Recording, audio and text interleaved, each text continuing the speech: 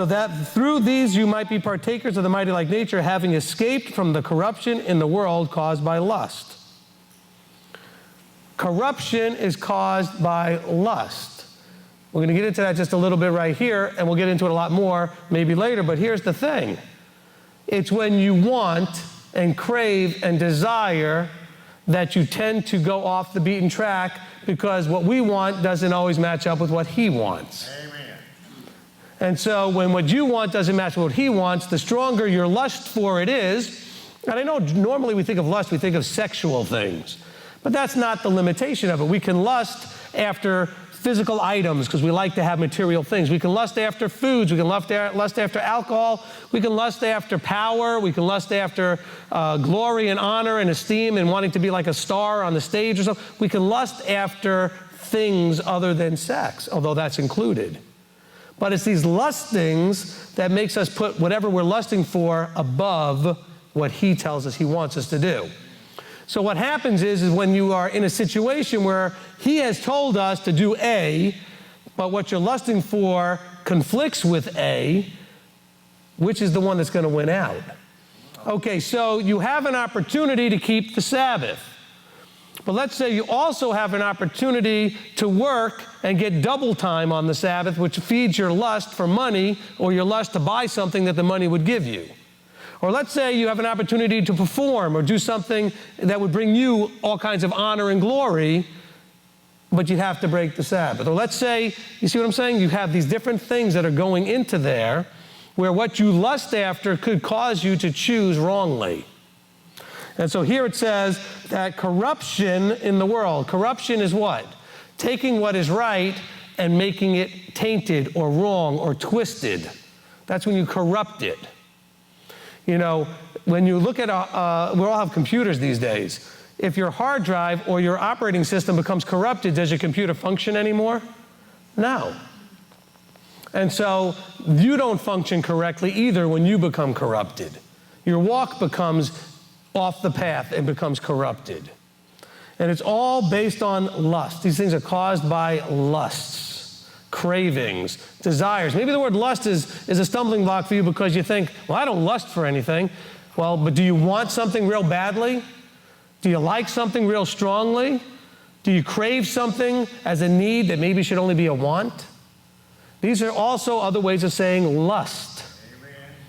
And so an out of balance, out of whack desire. Of course, you don't see it as being out of balance or out of whack, but how do you know it is? Well, if it conflicts with what he says, if it conflicts with the scripture, with the Torah commandments, with what the Father has given before you as your duties, and you as a servant should be doing, and so you can be called well, good, and servant, well, good and trustworthy servant, well, which do you choose? Do you choose the thing you're craving and desiring, or do you choose obedience? And it's a very tough thing. And so sometimes it's, in a very strange way, it could be the avoidance of something could be what you're lusting. Maybe you want to avoid being embarrassed with people as opposed with the Father. Well, if I have to stand up for what I believe, I might get too much attention drawn onto me. It's just easier for me to go along with the crowd than draw attention on myself. So what I desire is to be invisible.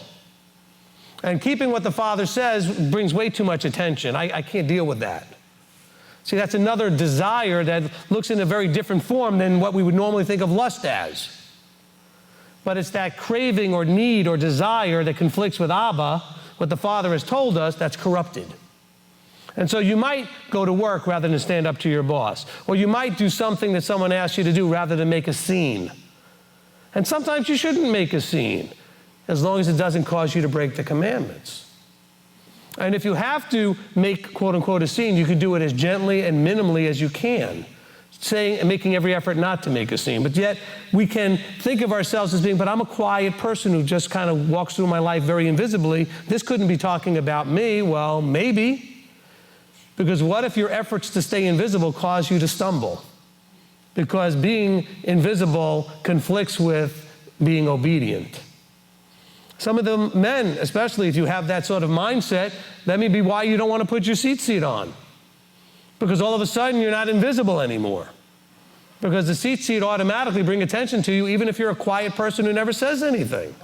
People will see them on your clothes and go, hey, I wonder what's up with Frank there. What's he wearing on his clothes?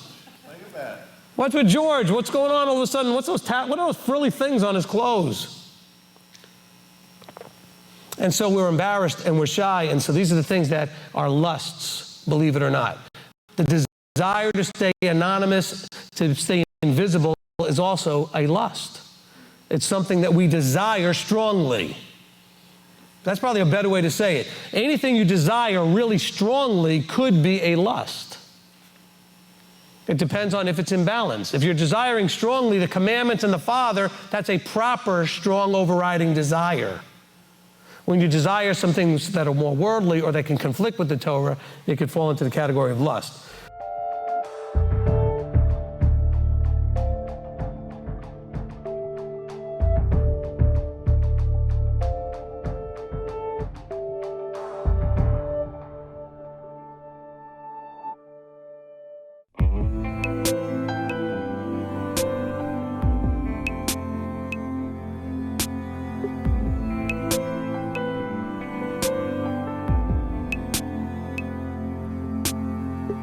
All these voices in my head, I didn't know what they said. Now I don't know what to do. It's not easy following you. Tell me what to say, Yahweh. I need to understand.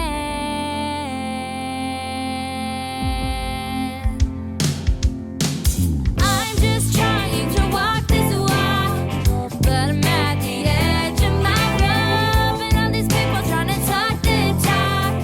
I don't know what they're saying. I just look up at the heavens to call your name, Yahweh,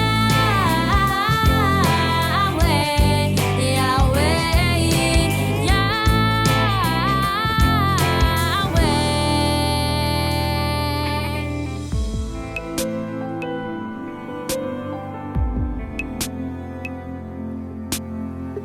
Always seems like a day comes by when trials hit hard, and the world tries to push you this way and that way.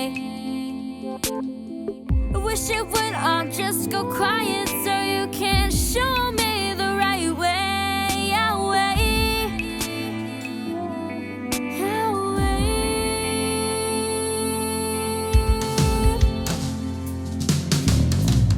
I'm just trying to walk this walk, but I'm at the edge of my rope, and all these people trying to talk the talk.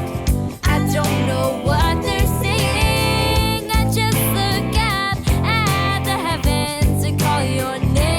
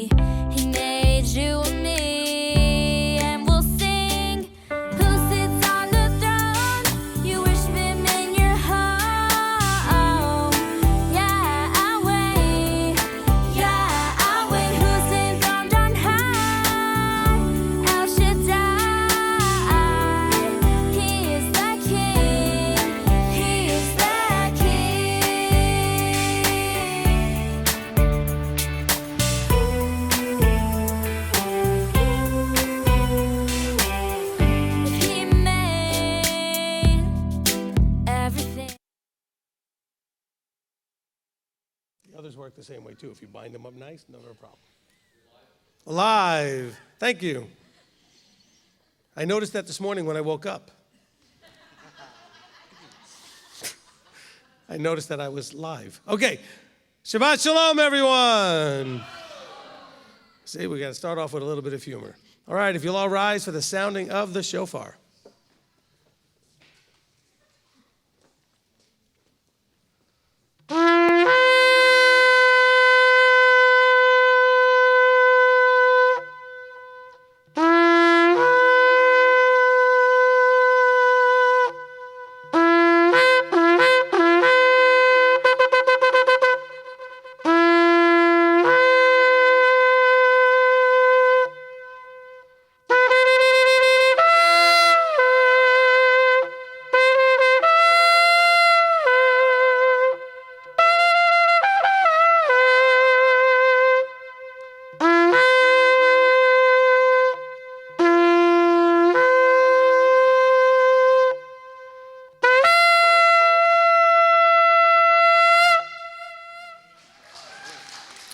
Amen. Amen. All right, let's go ahead and sing praises to our King.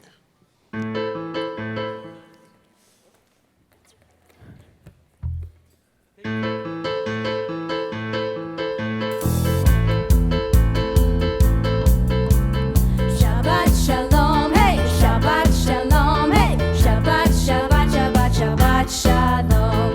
Shabbat Shalom, hey, Shabbat Shalom, hey, Shabbat, Shabbat, Shabbat, Shabbat Shalom. Shabbat, Shabbat, Shabbat, Shabbat Shalom.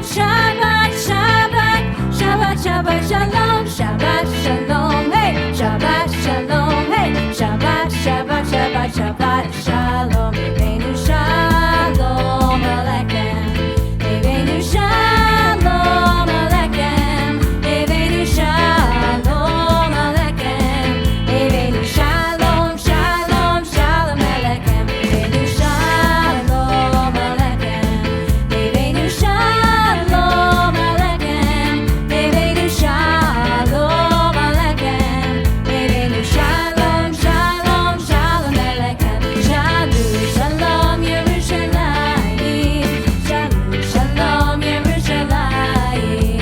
Shalom, Shalom Yerushalayim. Shalom, Shalom Yerushalayim. Shalom, Shalom, Shalom, Shalom, Shalom, Shalom, Shalom Yerushalayim. Pray for the peace of Jerusalem. Pray for the peace of Jerusalem. Pray for the peace of Jerusalem. Jerusalem shall live in peace. Shalom, Shalom, Shalom, Shalom, Shalom, Shalom, Shalom Yerushalayim. Shabbat Shalom, hey, Shabbat Shalom, hey, Shabbat, Shabbat, Shabbat, Shabbat Shalom. Shabbat Shalom, hey, Shabbat Shalom, hey, Shabbat, Shabbat, Shabbat, Shabbat Shalom.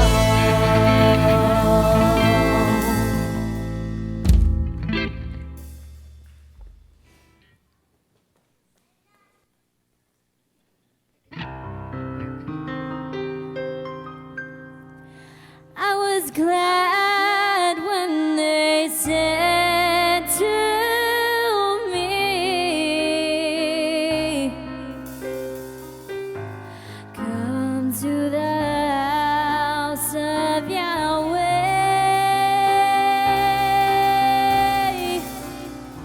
Standing here in your gates again.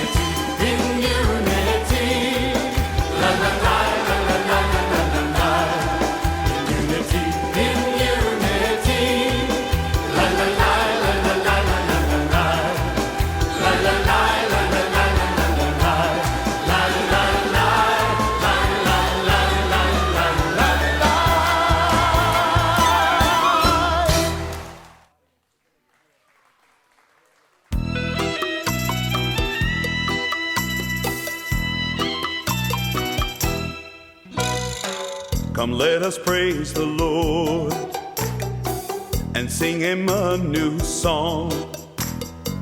Come, let us sing his praise together with the saints, with all the righteous ones.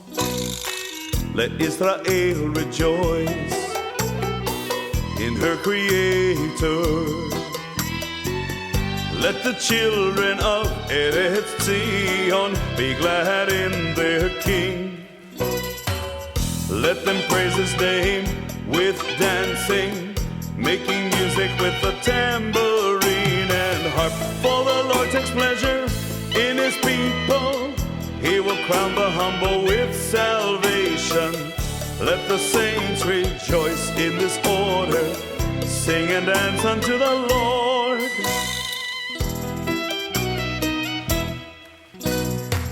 Come, let us praise the Lord and sing him a new song. Come, let us sing his praise together with the saints, with all the righteous ones.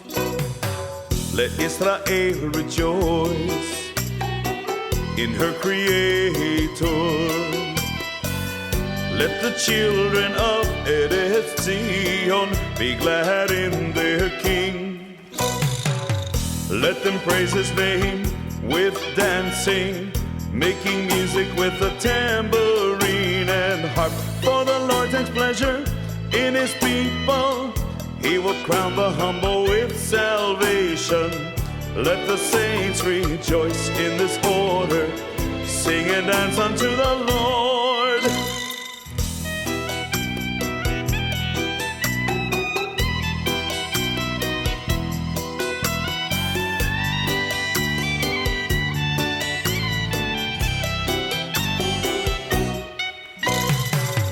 Let them praise his name with dancing, making music with the tambourine and harp. For the Lord takes pleasure in his people. He will crown the humble with salvation. Let the saints rejoice in this order. Sing and dance unto the Lord. Sing and dance unto the Lord. Sing and dance unto the Lord.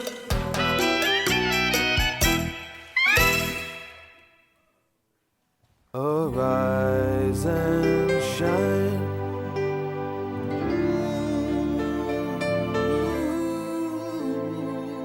Arise and shine.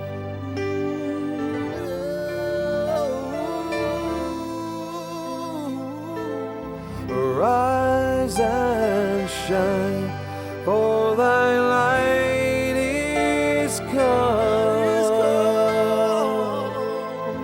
The glory of the Lord is seen upon thee.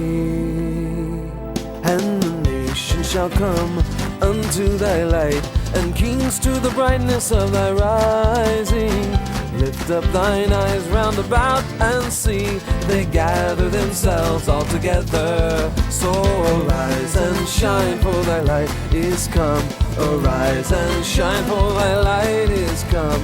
Arise and shine, for thy light is come. The glory of the Lord is seen upon thee. The glory of the Lord is seen upon thee. And the sons of those who afflicted thee, and all who have despised you will bow down. Then they shall call you the city of the Lord, Zion of the Holy One of Israel.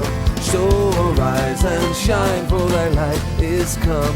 Arise and shine, for thy light is come. Arise and shine, for thy light is come.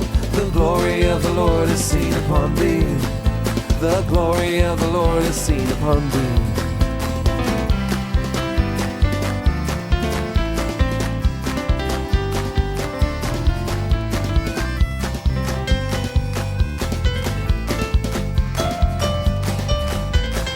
So arise and shine, for thy light is come. Arise and shine, for thy light is come. Arise and shine, for thy light is come. The glory of the Lord is seen upon thee. Oh, arise and shine, for thy light is come. Arise and shine, for thy light is come.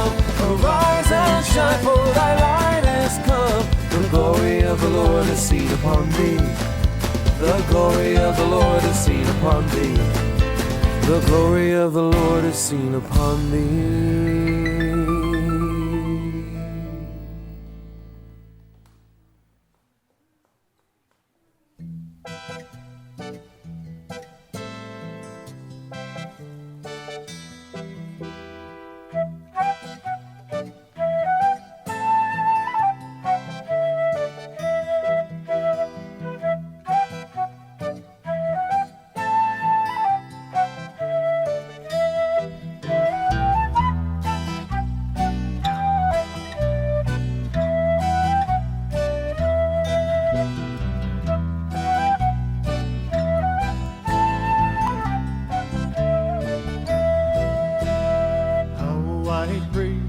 Praise you, Lord, you're the rock of my salvation.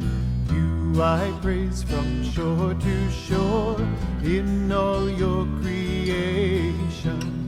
Let it ring from mountain tops, let my voice proclaim the tender mercies of my Lord. Yeshua is his name.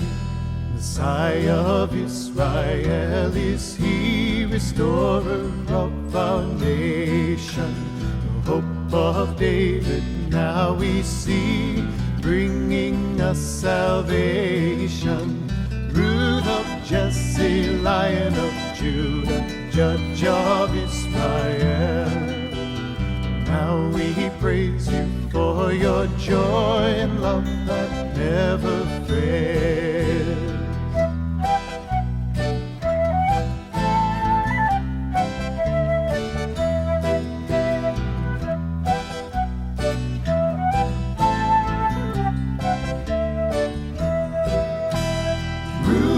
Jesse, Lion of Judah, Judge of Israel.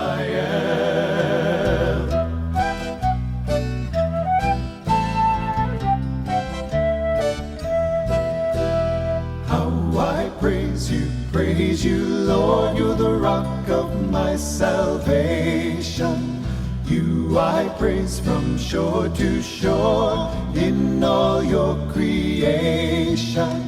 Let it ring from mountain tops, let my voice proclaim tender mercies of my Lord. Yeshua is his name. Yeshua is his name.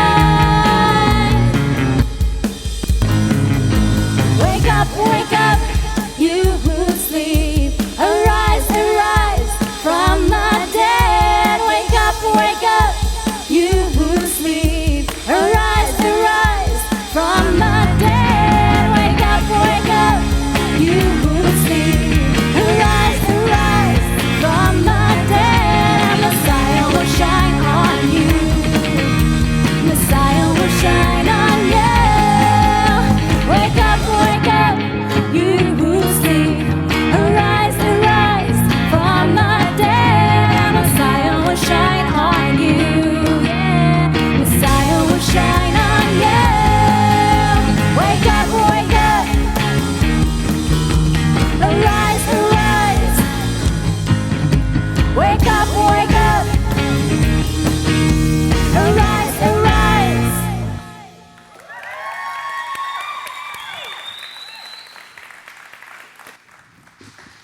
Amen, amen. Wake up, wake up. Well, if you're still asleep, boy, I don't know. Oh, Father, we come before you, and we are just waking up and excited. Every day we get more and more awakened to what you're doing and what we need to be doing as a part of what you're doing. And a big part of that is the Shabbat. And Father, we want to thank you and appreciate that you gave us the Shabbat from the beginning. As a part of your plan for man, Shabbat was already there, ready to go. As soon as we came into existence, you gave us something that you knew we would need more than we could even imagine. The ability to have a time, an oasis of time that we can go to, away from the world and the cares and the concerns, to relax, to be refreshed, to be resting in you, to be reset, like hitting like a reset button so we can be ready to go on with the rest of the week again in our walk and in our transformation as we change from what we are into what you are. So, Father, we want to thank you. We want to praise you. We want to appreciate. We sing, we dance, we make a joyful noise to express the overflow of joy in our hearts. And we ask now that you would be with us today, guiding and leading all things, so that all things would be to your glory and your honor as we come before you in the name above all names, Yeshua our Messiah. Amen. Amen. Amen. You may be seated. I know we say this every week, but another fabulous job by the praise team. Especially enjoyed Michelle's new song. Okay, that last one. Of course, I also enjoyed her previous song, Teach Me Your Way, Yahweh. So, we had two of Michelle's songs today. It was very nice. And, fantastic. And, it's funny because I can hear some of Brianna and Michelle's stuff and some of Michelle and Brianna's stuff. They're working so beautifully together. And it's to see the team coming together and how they work. And, of course, Manny's influence and Marty's influence and Chris and everybody with it's just fantastic as they're really becoming, a team. It's just fantastic. Frederick, and also adding his voice to it, appreciate that in the songs that, now of course he wasn't there to practice that last one, so he wasn't in that one, but it was really fantastic. By the way, we also have, and we're very excited because I think it's really sounding more like your traditional type of drums. We have a new drum kit, so we're very excited about that.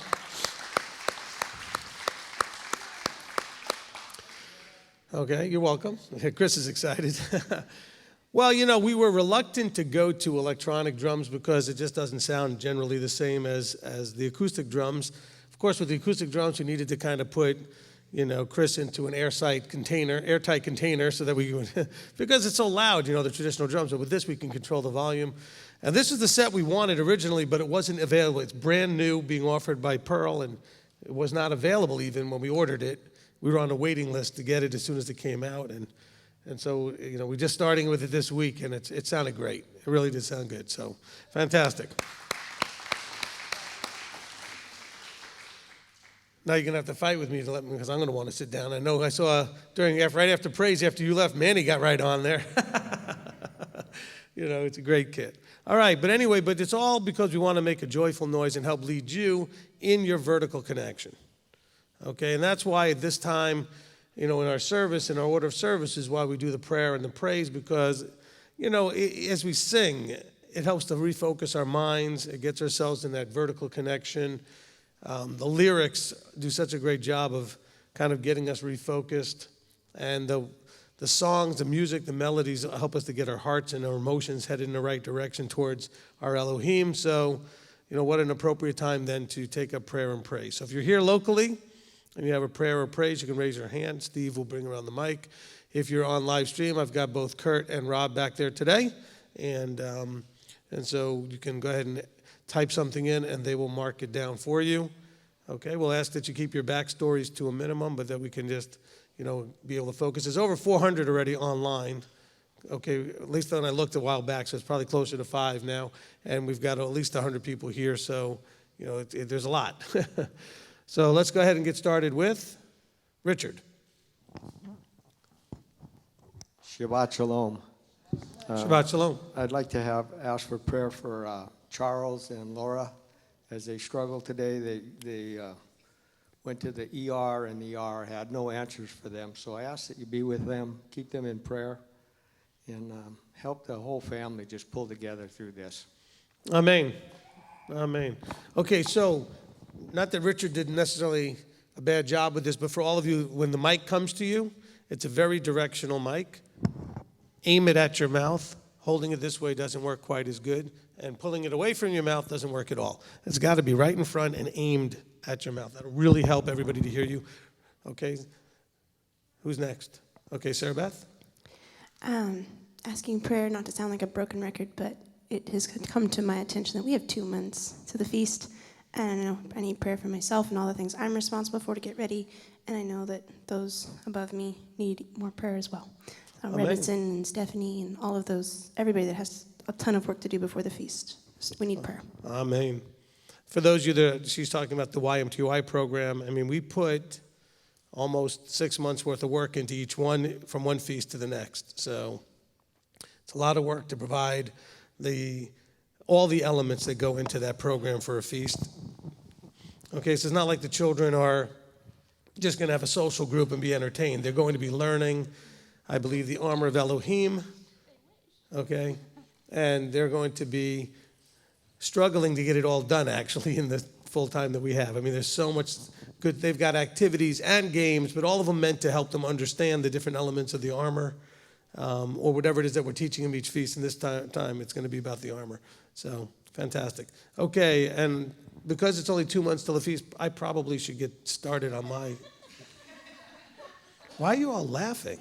All right, next, Christine. Shabbat Shalom. Shabbat Shalom. I wanted to share my thankfulness to Yahweh. We're halfway through the school year, and I want to say that I'm so thankful for all the staff that we have upstairs, because they are very committed and hardworking, and I really appreciate that. So thank you, Aaron and Selena and Christina and Glenna and Beth and Shannon and Tiffany help out occasionally, so thank you very much. And I just also wanted to share a praise that there's been so much growth in all the students. I had one student come to me a week or so ago, and she brought me a paper from the beginning of the school year and one recent, and showed me her progress and her growth, and it was really neat. And also for the preschoolers, they're growing in independence and problem-solving skills, and it's just really neat to see how everything's coming together. So I want to praise Yahweh for that. Amen. Amen. And for those of you on live stream, what she says upstairs is because this building does have a second floor, and on the second floor is where the school is, the MTOI Academy. And, it's so funny, when I first had the idea to do something like this, I didn't imagine, how long it would take or when we get it done, and now we've had it for just only 6 months, really, a couple of 4 or 5 months, and it feels like, we've always had it. We've got a routine going. We've got a great thing going there, and like I said, we got over 20-something children up there. 26?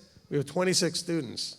That's a lot of students, and we cover from like 2-year-olds up to 11th graders. So that's a wide spectrum that we have to cover. So it's a lot of work. And they do a fantastic job with it. I want to echo everything Christine said, and especially to the students of the Academy. You guys are doing a great job and exhibiting great growth and really, making this work. We haven't really had, we have all the normal things that children struggle with, sometimes attention, focus, and things. But there really hasn't been too much negative stuff at all, any kind of, stuff that caused any. You guys have done a great job to all you students, so good job. All right, who's next? Okay. Tommy? I just want to say a prayer for Selena and Jesse. They're at home today, feeling a little under their weather. So. Okay. All right. By the way, let me just say this as a lesson to all of you. There are times probably where you should stay home if you have other family members who are staying home, but I'm always pleased with when Tommy is here with his son, and while his other son and his wife are home. I mean, the idea, you don't all have to stay home just because it's good that some of you would come. Like if he was home, that she could come, unless there's a need for you to be there, okay? If they can take care of themselves to whatever degree, it's always good for representation to be here. So let that be a lesson to all of you, that's an encouragement that, hey, if you have illness in the family, but not everybody, if anybody can come, you should come. All right? All right, who's next? Okay, Michelle? Shalom. Shabbat shalom. Shabbat shalom. Prayers. So my mom and dad are getting on a plane tomorrow, and I'll be picking up from Atlanta. So just prayers for a safe flight, and then everything that we need to do after. Amen. Hey, she's too young to scratch her beard. Mandy's all got the coin out on Little Blossom there. And all right, Amy. So just a quick update on my grandmother. She's the one that had that huge mass. So after 3 rounds of chemo, it has shrunk 40%. Yay! So they checked in with the surgeon. They did another CAT scan. It's still not quite as small as they would like it to get everything out with surgery. So she's going to do a couple more rounds of chemo. So just prayers that Yahweh continue to bless her with minimal sickness during this whole process. Okay. And if everybody could just keep Josh and I in prayer, we've been presented with a humongous opportunity. So we just want Yahweh's blessing on this. If we decide to move forward, it could mean serious changes, positive growth for our entire family, and hopefully for our family here at Beth Shalom. Amen. Amen. All right, Michael. No, Christina. Shabbat shalom, everyone. Shabbat shalom. So my mother-in-law, Michael's mom, Catherine, is here. Yay! Finally. We're so blessed to have her here, and she's really fitting in with the family, and she's taking charge a lot of Mia. I also would like to ask for prayer for myself. I've been having some serious asthma-related issues, and it landed me in the ER last night. So if you could just be praying for me, I'd appreciate it. Thank you. Okay, we certainly can do that. Okay, who's next? Okay. Jana had a hand up over here in the front, Steve.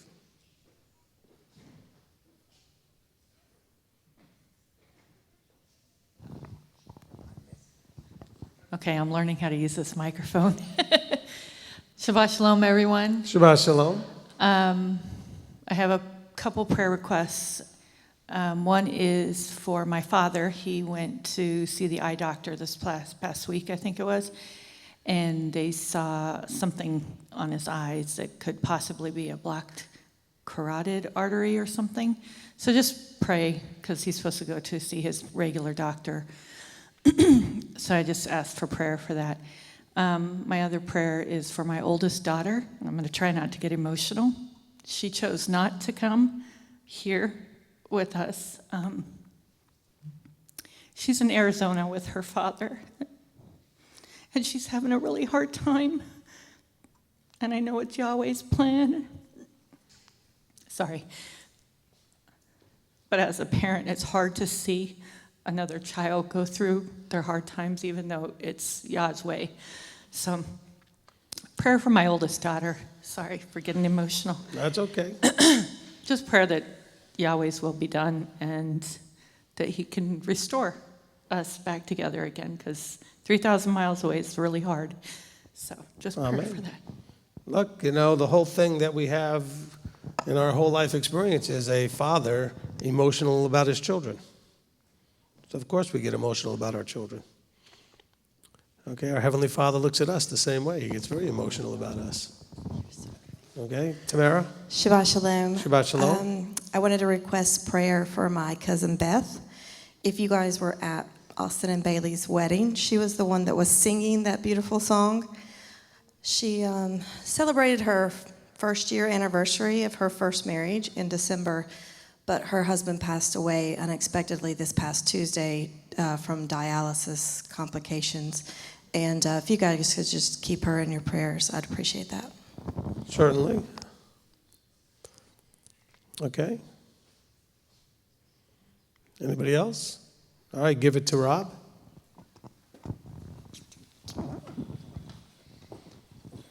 All right, from Rebecca, prayers for my mental state and for finances to come through for my studies while I'm here at Cardiff.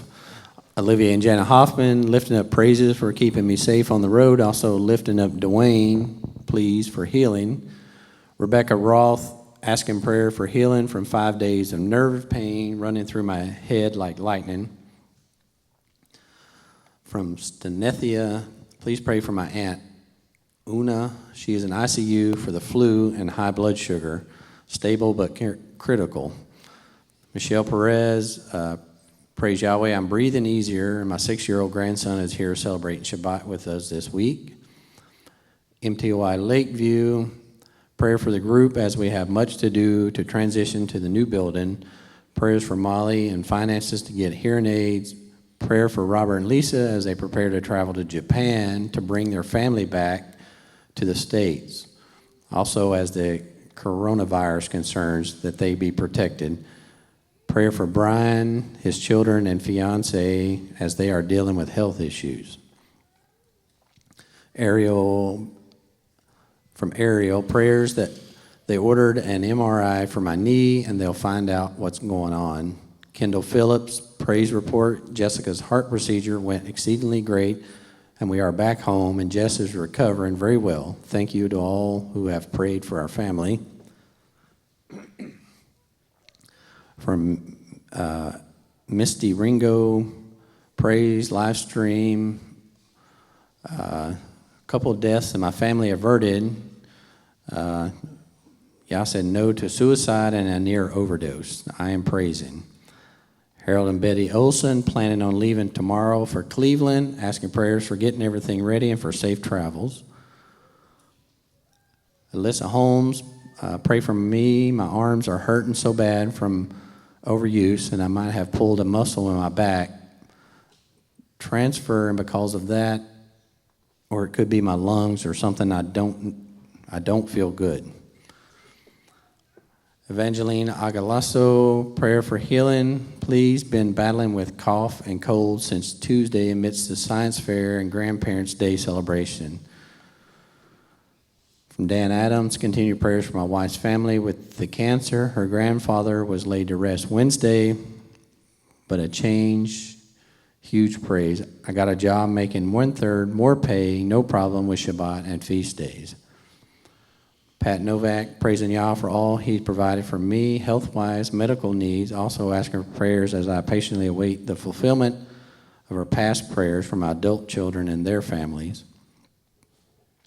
For Mikhail Guti, going to the doctor on Thursday of next week to be checked for a possible carotid artery blockage and requesting prayer for this. Say it ain't so, Joe. From Joseph, great to be watching today. I've got the flu and would like prayer for it. Blessings and thank you. Chantel Jackson, prayers for a boy I used to babysit. He's in his 20s now. He beat cancer once, but now has tumors on his brain.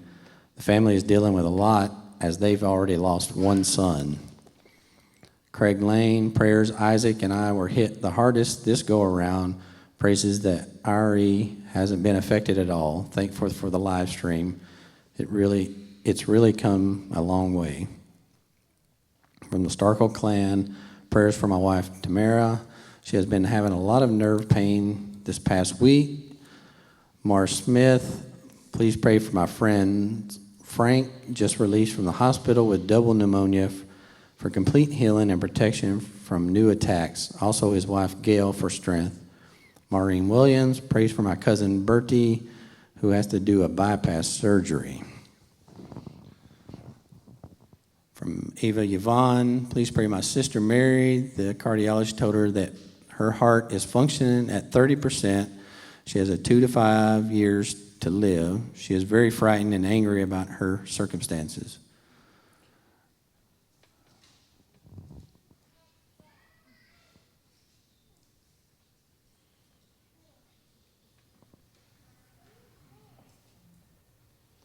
From Namagasa, Shabbat Shalom, Kirk and Rob, prayers for my son for his mental state to be restored.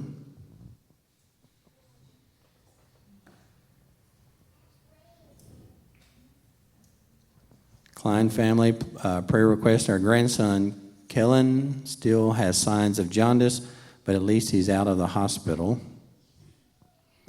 From Tracy Waymeyer, still need continued prayers for my neck. Doctor said it take up to a year for the fusion for it to be completely closed, having issues sleeping.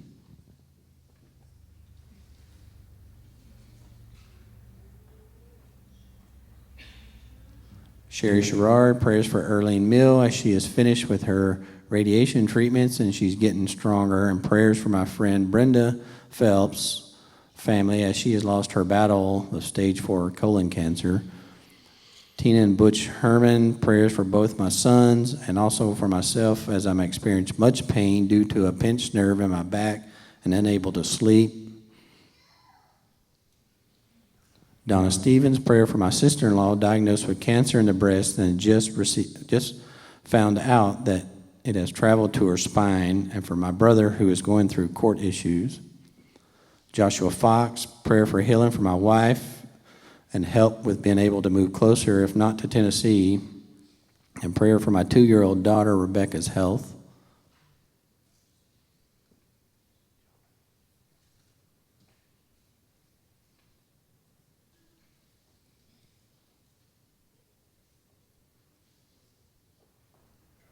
From Georgia, please pray for Joe and Debbie Good from Tikva Ministries as their 21-year-old daughter, Yael, passed away from the flu on January 16th.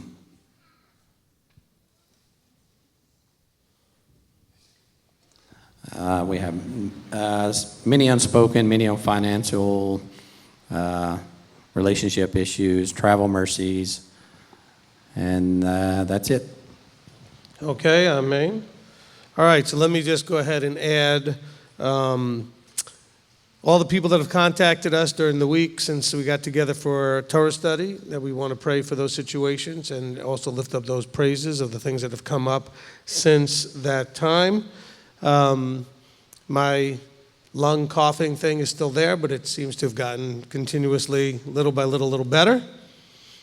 So I have a few bouts here and there, but it doesn't seem to be that big a problem. So I do want to praise for that. Things are going well, in case you were wondering for an update on Rebbetzin being down in Florida. There's an incredible turnaround that her father has made now that he has her there. So instead of existing, he's now living again. So that's really a big thing. And, keep that in mind as you end up with older parents and things that, especially if they have lost one of the other, you only have one left and they're by themselves. And, they may sound like they're doing okay or seem like it, but they may just be existing. If they don't, see, the problem is this. I want all of you to be encouraged by this statement. Plan for that time period to have something to do, or have people to be with. You either need to move in with your family and let them take care of you so you have life because of them, or you have life because of purpose. But if you're just existing, you don't live very long, okay? And so the success to retirement, and I've watched this with my parents. I mean, they had plans for things to do once they retired. So they've had a very good, a period of time when they were, their retirement time, because they actually had a purpose and plans and things and activities that they would be doing on a regular basis. So just plan for that so that you can not end up in that place of just, why am I here? What's the point? Because I have nothing to do. I've got no purpose. I've got nobody around me. I don't feel the love. So the main thing is, don't be stubborn. Okay? You need to give up some things as you get older so that you can go be with the people that love you and spend that quality time at the end. And you may have to move out of your house to their house. You may have to do some other things. Otherwise, they may just throw up their hands, give up, and put you in a home. And you don't want that. You don't need that. But if you have plans, if you plan for, productive things to be doing, so you have, you wake up in the morning excited because you have something to do. See, some of you are like, well, I don't know what that feels like. I already go to a job that I don't get excited about. Well, whose fault is that?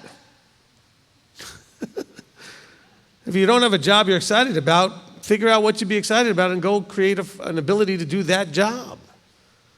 I mean, there's lots of jobs out there, lots of different things you could do. I mean, temporarily you do something maybe you don't want, but there's no reason why you can't plan to do something you actually can be excited to go do. Okay? I mean, you just got to figure out how to do it. All right. Anyway, I just want to throw that as part of prayer time because, I'm watching, very, like a life force change in my father-in-law. Like he went from hunched over, barely moving, barely able to talk, to go. My wife went out for a walk, came back, and her father was outside, and he's walking around, and he's doing things he hadn't been doing for a while because he's now found a new spark. Okay?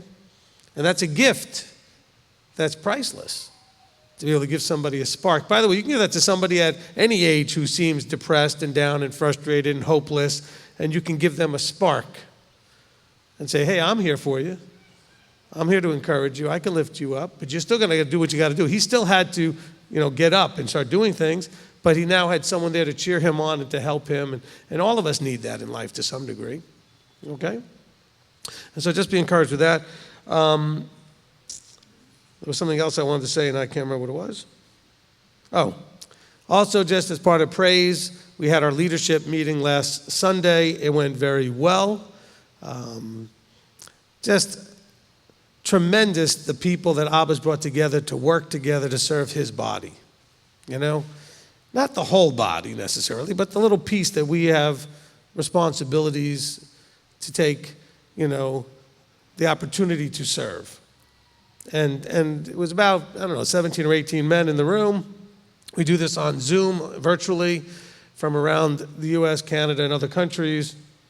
And just the quality of the men, the quality of their heart and their desire to work together, the respect they have for authority, but also the accountability that they provide for those in authority, and just everything about that. The humbleness they have to be guided and corrected if necessary and ask for help. I mean, just a lot. You guys should be very proud and excited about the men, that are. And with them also we have seen over the years those that have, by the way, that's one of the things that's also very impressive. A lot of them have been with us for a long time. I mean, they've started with us and stayed and stuck it out, and they commit and they show up every meeting, and it's tremendous to see for 3, 4, and 5 years. I mean, we started officially MTOI in November of 2013 that's the first meeting that I had where I put out our sort of vision. And so that's going on, 6, almost 7 years now. Okay, and so some of these guys have been almost from the beginning, not quite, but a good 5 years, 4 years. That's a long time to show up every month on a Sunday afternoon. And we were in the meeting for a good, 4 hours. We went to like 4:30. I mean, it was a long meeting, okay? And they were in there all sharing, because it takes long enough that everybody has to listen to everybody. See, isn't that an amazing thing to see? People that would get together and let one at a time, 15, 16, 20 different guys have a microphone to share what's going on in their congregations and share praises, share struggles, and everybody stays in there for each other. Nobody's selfishly saying, well, I just want to do my turn and then I don't care anymore. Okay? It was really a beautiful thing. So you should be praying for that and praising Yah for that, because this, I can promise you, is not just a bunch of handpicked or henpecked or handpicked. It's a bunch of real men standing up, but also understanding the right vertical. Amen? Okay. One other thing I want you to kind of maybe put in the prayer, and I don't know how to say this so that I don't get everybody all tangled up. Okay? We've been talking a lot over the years, lately especially, about the vertical. In the vertical, culturally, there has been this need and understanding of the value of titles. Okay, titles. Okay? I know almost none of you, all of you out on live stream for sure, well enough to be on a first name basis, as far as you calling me Steve. I don't know you that well. So why would you feel so comfortable? And we get phone calls like this all the time. Hey Steve. Look, I wouldn't do that to a pastor. If I met a pastor, I don't care if he's not my pastor. I would still refer to him by Pastor so-and-so, if that's what his title is, or Mr. So-and-so, unless he told me I could call him by his first name. But I want you to prayerfully consider this, not because this is going to go out there, oh, Rabbi's all mad. This isn't about me. Your mindset towards somebody is greatly affected by the title you're willing to use or not. You know, our society, I think those of you that are old enough can tell that the societal respect greatly diminished when people stopped saying sir and ma'am. Okay? You don't have to go back too far, but it's getting further and further every year to the generations that used to make sure their children referred to people by sir and ma'am. I remember meeting a group of people in Canada where they were taught that you don't use the first name without a Mr. or a Ms. in front of it if they're so many years older than you, just by that virtue alone. So a lot of them up there call me by my first name, but it's Mr. Steve. But that still lets me know that there's a respectful mindset there. I get a call or talk to somebody and they're just calling me Steve. I don't know where they stand. Okay? So if you don't feel comfortable using the title rabbi, then use the title Nasi. Okay, Nasi means like the president or the head over the organization. That's what the head of the Sanhedrin was called. That's what the guys in the leadership council call me, is Nasi, okay? If they don't call me rabbi, they call me Nasi. Or call me Mr. Bergson, that's fine. That's a little weird for me. Nobody really calls me Mr. Bergson. But at least it gives me the idea of where you're trying to be. Does that make sense? And this is for you, because it helps you recognize. Look, when I walk in the office and I'm talking to the nurse, my mind thinks differently than when I'm talking to the doctor. That's no offense to the nurse. I just understand there's a different hierarchy when I'm talking to the nurse than when I'm talking to the doctor. Does that make sense to everybody?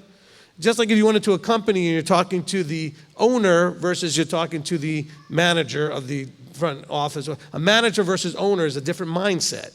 Oh, you're the owner. Oh, you're the manager. Look, if you're at the store and you have a problem and you're talking to the cashier or the customer service person, you know there's a difference when you then ask for the manager.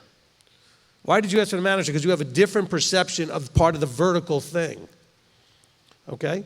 And so that's important that we understand that there's a mindset plaguing the body that's helping lots of the issues. This is one of them that cause us to not deal with our vertical correctly. So this isn't the issue. I'm just pointing out one thing, because it came up a lot this week, and that you might be mindful of that, hey, and actually if you want to do it, well, in the Bible, people weren't being called. Okay, so look at the Jewish tradition. You know who gets called by their first name? The highest level, the sages. Okay, and even they're referred to with sort of acronym titles like Rambam. But Rashi, these are all, they get a first name because they're at that higher level. So unless you really are elevating me to that level, which really you shouldn't, why would you use just my first name? It's not making any sense, okay? All right. Plus, you'll make Rabbi Tom feel very happy. Because if you call me Steve in his presence, he won't be happy. All right, so I just wanted to throw that out there as part of prayer time, because those of you that automatically do this, I want you to know why it's important. But those of you who don't, I want you to consider prayerfully, okay, why it's important. All right, why it's important. And don't be surprised if you're talking to one of the staff and you keep referring to me one way, and they keep saying, oh, you mean like Rabbi? Or you mean like Rabbi Steve? And they will keep saying that to you and hoping you will figure that out. Because if you say Steve, they're going to act like they have no idea who you're talking about. I've seen that happen. They will go, who? Well, Steve. Well, you mean Rabbi? Are you talking about Steve Waffle? He just said that. Okay, just wanted to throw that out as part of prayer time. Because, look, our struggle is psychological and emotional. It's not mechanical. Okay? The mechanical stuff isn't that tough. I mean, you don't need to go and practice and exercise like to keep Shabbat, or to eat different, or to keep a feast. It doesn't take physical, skills. What we struggle with, and this is why it's during prayer time I'm talking about, we struggle with the psychological and emotional challenges of these things. And most of it has to do with the proper vertical. All our relationships come down to understanding how to treat the proper vertical. Now, of course, that also means that you in the vertical need to treat people in that vertical correctly too. In other words, if you happen to be higher up the chain, so to speak, You need to not have pride, ego, and all kinds of other things going on. You need to understand higher up the chain, the greater the servant. Okay? And how to treat. Wherever you are, you're in the middle. Everybody's in the middle except one, the Father. Even the Son's in the middle. Right? Because there's one above and there's lots below. We all have to understand that. So let's keep that during prayer time, because I think is one of our greatest struggles, one of our greatest challenges. Amen? Amen. Okay. Before we actually close this with prayer, we do have some requests for the mourner's Kaddish. So those of you that are mourning the loss of a loved one and want to stand with those that are mourning, you may stand. We're going to go ahead and put that up on the slides. I'm going to do the Kaddish. I haven't done it in a long time, so bear with me if I butcher it a little bit. I've depended on others to do it up to this point. And so we've had those requests mostly from people online, but just again, now most of it is for me. There's a few places where you'll see in parentheses it says Amen. Those are for you to say together. All of us will say the Amens and the B'richus. Okay. And the B'richu means blessed is he. Amen. All right. Yitgadal v'yikadash shemei rabbah. Amen. Bialma divra chirutei v'yamlich malchutei. B'chayechon uva yom echon uv'chayei dechal beit Yisrael ba'gala uv'izman kariv v'yimeru. Amen. Yehei shmei Rabba mevarach la'olam amaya yitbarach. Yitbarach v'yishtabach v'yitpa'ar v'yitromam v'yitnaseh v'yitadar v'yitaleh v'yitalal shemei dekudesha b'richu. Leila minchal birchata v'shirata tushbachata v'nechamata tiamiran ba'alma v'yimru. Amen. Yehei shlama rabba min shemaya v'chayim aleinu v'al kol Yisrael v'yimru. Amen. Oseh shalom bimromav hu ya'aseh shalom aleinu v'al kol Yisrael v'yimru. Amen. Glorified and sanctified be God's great name throughout the world, which he has created according to his will. Amen. May he establish his kingdom in your lifetime and during your days and within the life of the entire house of Israel, speedily and soon, and say, Amen. Together, may his great name be blessed forever and to all eternity. Blessed and praised, glorified and exalted, extolled and honored, adored and lauded be the name of the Holy One. Blessed be he. Beyond all the blessings and hymns, praises and consolations that are ever spoken in the world, and say, Amen. May there be abundant peace from heaven and life for us and for all Israel, and say, Amen. He who makes peace in his high heavens, may he make peace for us and for all Israel. And again we say, Amen. Father, we come before you, including in our prayer time, we're praying for those that are mourning the loss of loved ones. Father, we've expressed out loud and also in our hearts our praises and our appreciations for all your abundant blessings, as well as our needs. And one of our greatest times of needs is when we are dealing with loss of loved ones. And so, Father, the prayer is for those that are left behind, those that are dealing with the loss, that are dealing with that missing emptiness, that missing piece of not having that person around. And may you give them strength and consolation. May you hold them close. May you wipe away every tear. May you encourage them that there is a plan for all, and that you would have that hope, the hope of a resurrection and a hope of being reunited with them in a future time. So, Father, we just want to thank you for this knowledge, this understanding that we have, so that we have that hope. We have that comfort. We have that to look forward to. And so, Father, we come to you now really blessed and thankful, even in our most difficult and challenging times, to have you, to have our relationship with you. And so, Father, we just want to thank you and praise you and come before you and ask all these things in the name of our Messiah, Yeshua. Amen. Amen. Amen. Okay, you can all rise for the liturgy.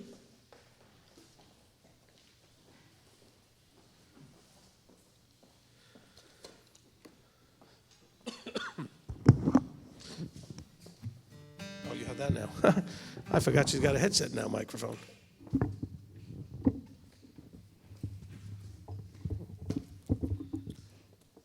Is that in your way?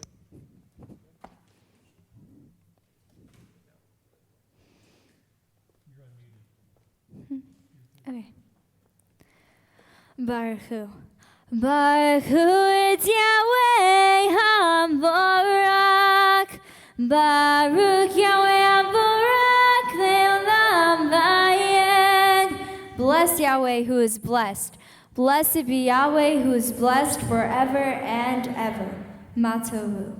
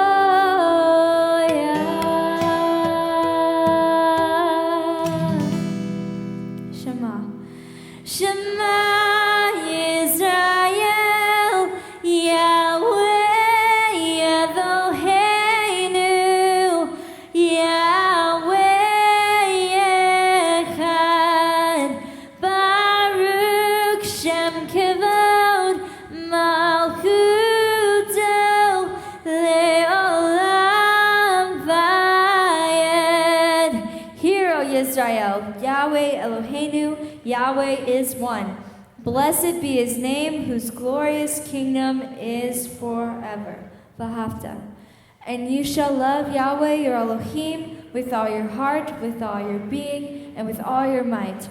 And these words which I am commanding you today shall be in your heart.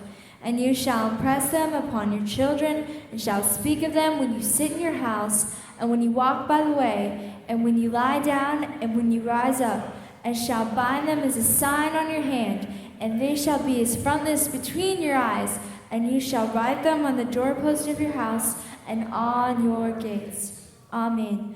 Vahavta l'recha chamocha, and you shall love your neighbor as yourself. Michamocha.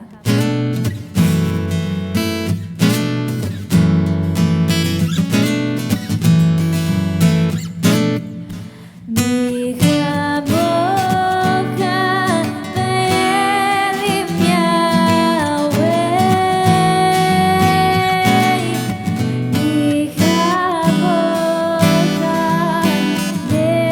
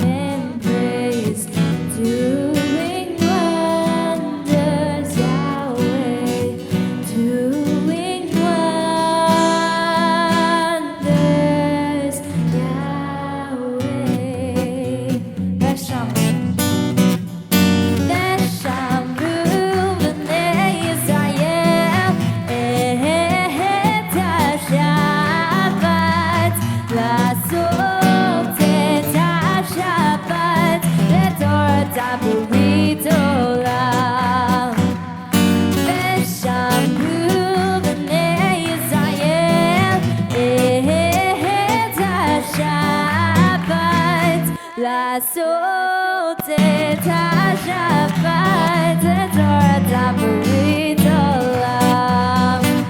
בני ישראל, בני ישראל, אותי לעולם. ושמרו בני ישראל את השבת, לעשות את השבת, את תורת ברית עולם. כשש ג'מים עשה יהוה את השמיים ואת הארץ, ושמרו בני ישראל את השבת, לעשות את השבת, את תורת ברית עולם. וביום השביעי שבת וינפש, שבת וינפש, שבת וינפש. ושמרו בני ישראל את השבת, לעשות את השבת, את תורת ברית עולם. Amen together. And the children of Israel shall keep the Shabbat to make the Shabbat throughout their generations an eternal covenant between me and the children of Israel. It is a sign forever. Then in 6 days Yahweh made the heavens and the earth, and on the seventh day he rested and was refreshed. Amen.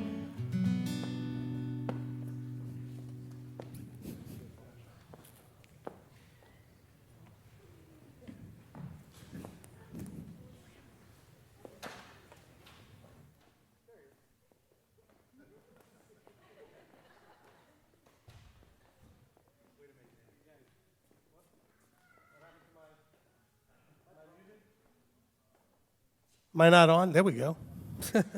Don't know what happened there. Sorry, I was without water. All right. You may be seated. And thank you for waiting.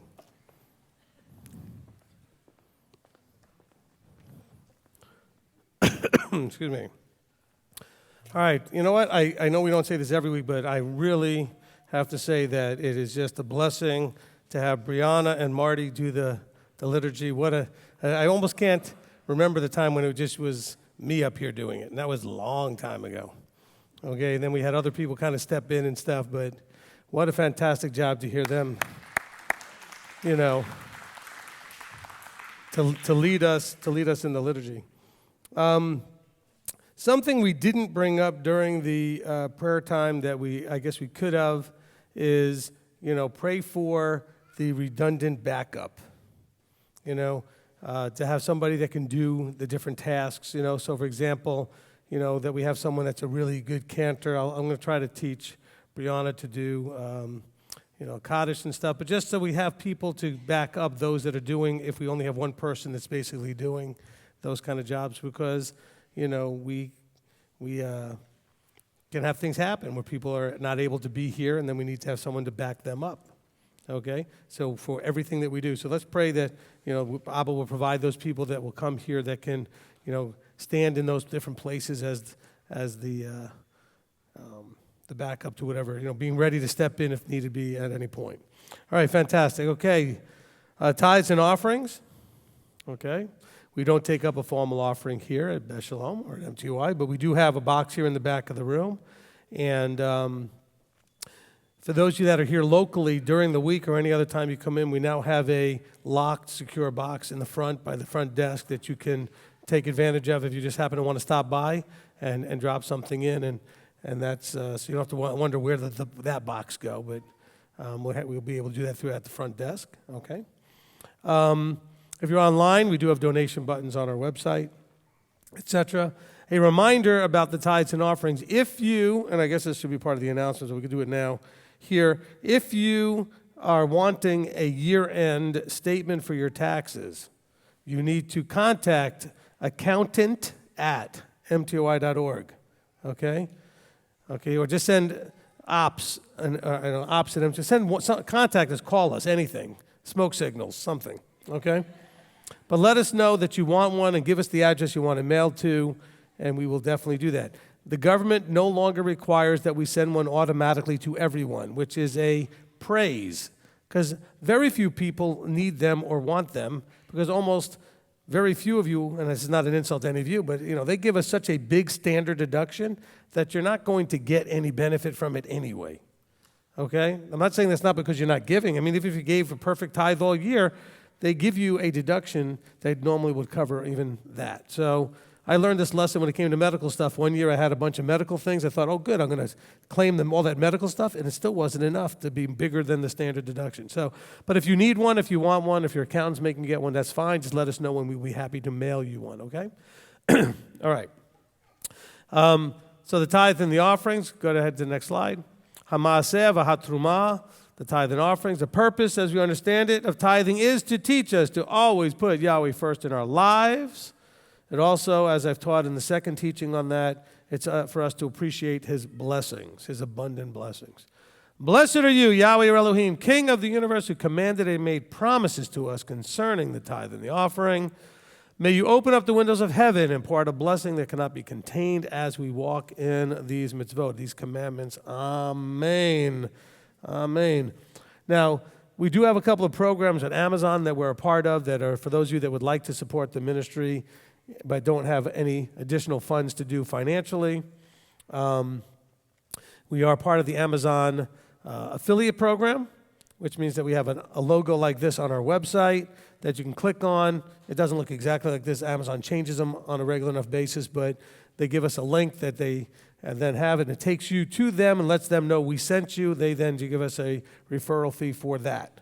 Okay. By the way, for those of you who are not aware also, we do get a check usually about once a month from the donations that are made on YouTube and Facebook and those places. That goes through one channel thing called Network for Good, and that has been a big blessing as well. We appreciate that. Okay. So the Amazon affiliate program, so if you go to mtoi.org, for those of you that are already freaking out who are brand new saying, why is he talking about business on Shabbat? I'm not talking about business. I'm talking about offerings. If you want to help us with your business, don't do it today, but when you go on Amazon, if you go on Amazon, you can go through our link on our site and they will give us a referral fee. Or you can go to smile.amazon.org, smile.amazon.org, which is their Amazon Smile program. And that program allows you to choose an organization to support with your purchases so that every time you go, if you go to smile.amazon.com from that point forward, once you have selected MTOI or whoever else you might want to support, you only can pick one. And then if you want to change, you have to change it somehow. And we suggest you pick us and never change it. Okay, but then you would go to smile.amazon.com to do your shopping. You still can sign into your Amazon Prime or whatever else you do from there. Okay? Okay. And so those are things not to do on Shabbat. So we got that in there. All right. I do want to welcome our guests. And we do have some guests here today. I hope you feel welcome. All right. So you are encouraged to make our guests feel welcome and to interact with them and be children of Avraham, showing hospitality both online and here. Okay. Now, because we're dealing with people as guests, all of you online that are not regular attendees, you are a guest. So please behave like a guest, not like a, drive-by shooter or something, okay? Or somebody with some other agenda who's going to just blurt whatever you want to blurt. But respect the leadership in there of Rob and Kurt as they are maintaining shalom, hopefully, on the chat. And so, we encourage you to do that, okay? That's something that I want to make sure we said. Okay, so I do want to welcome our guests. Today after services, of course, we have our fellowship meal. We have an oneg. We get together. We break bread. We enjoy each other's company. And then after that's done, we go out and we break bread and enjoy each other's company. Wait a minute. It's like deja vu. But hey, so if you're coming here, be prepared for that. Because that's something that we do. Okay? Now, that being said, we have coming up on the calendar here a whole bunch of opportunities to get together and break bread and get to spend time together. Woo, yeah. I mean, like in the next 2 weeks, we're going to meet like 57 times. Okay, just wait, it's only 14 days. How's that possible? Okay. So first of all, we do meet on Tuesdays, okay? But before we meet on Tuesdays, we have go back, I'm sorry, I skipped that, my fault. We have the Rosh Chodesh service tomorrow. So we're here today, and we get to come back tomorrow. Yeah.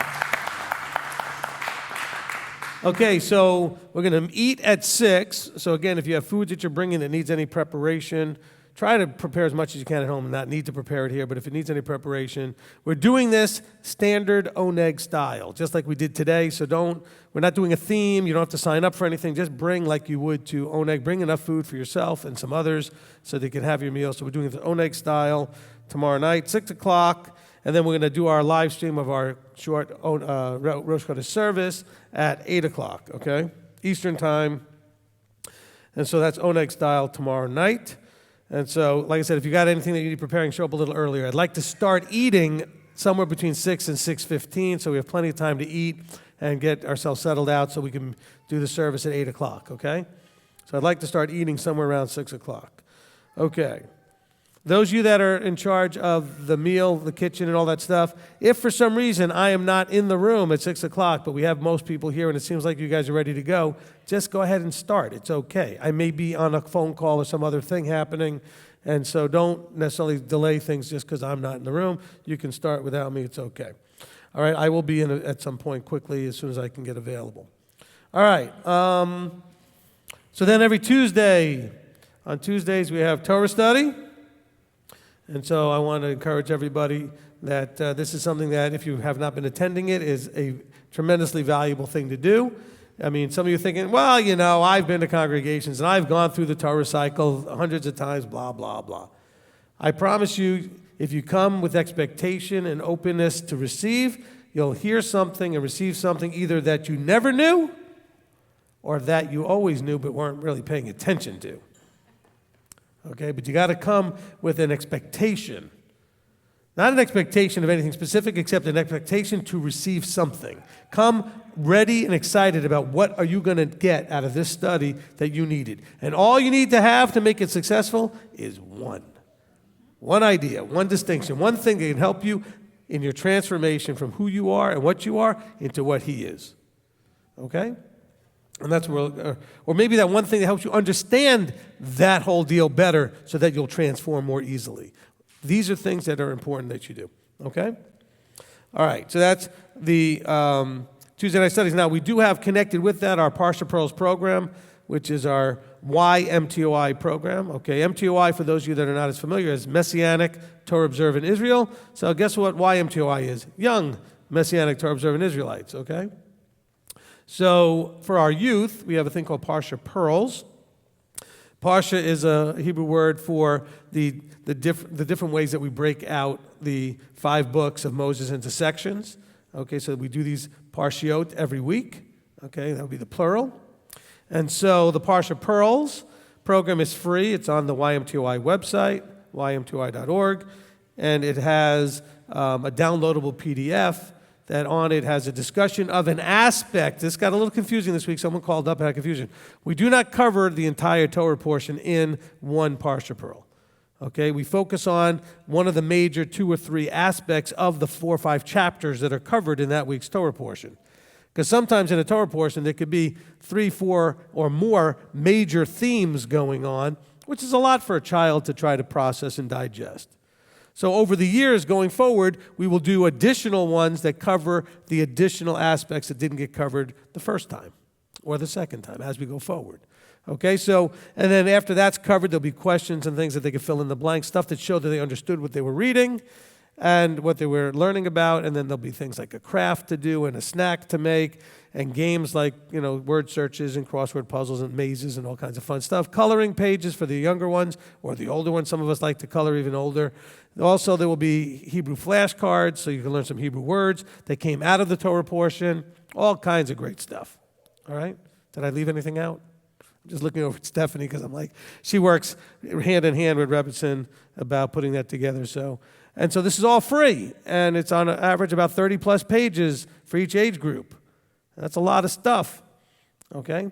And we I've put those out all year long, all for free. We are looking at maybe publishing a version of it that someone may be able to purchase that's already bound together for the whole year, and they would now have something for homeschooling out of and that kind of thing. Okay?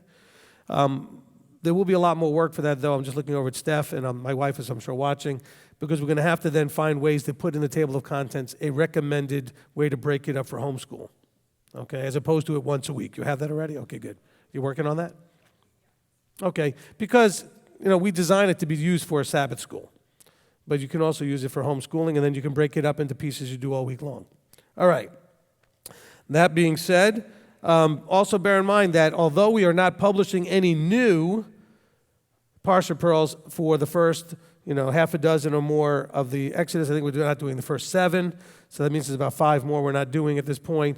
That doesn't mean that there isn't anything. The ones from the previous years are there. The original Parsha Pearls, the little gem stories are all there from last year's book of Exodus, first 6 or 7 portions, so they're there for you to access. We will be publishing them and making sure you have them, okay? But then starting around the 8th or 7th or 8th Parshiot of this book, of the book of Exodus, we'll be putting out brand new ones. All right, so be excited and look forward to that. Okay, let's see. Okay, so that covered that part. Okay, now, on February the 2nd, okay, never worry about money again. Money Mastery, starting Sunday, February 2nd, 5 o'clock, here in this room right here. We're going to try to film it, and if you're not able to be here, we had a lot of people signed up that said they could come. Mostly, everybody said they could do it on a Sunday afternoon, so we're doing it Sundays at 5, which means that if it's a Sunday when I have a leadership meeting, I'll still be able to do it because I'll be done at least by 5, and so that'll work out. We were going to call it Shalom in Your Wallet or something like that, something goofy. That was runner-up to Knock It Off, Get a Job. No, I was kidding. I just made that up. Okay. All right, but we will talk about money mastery. And the reason we call it money mastery is because some of you are enslaved by this whole finance thing, and we need you to gain mastery over it, okay, where you have it under control, and it works for you instead of you enslaved to it and all of that. So we're going to talk about that quite a bit.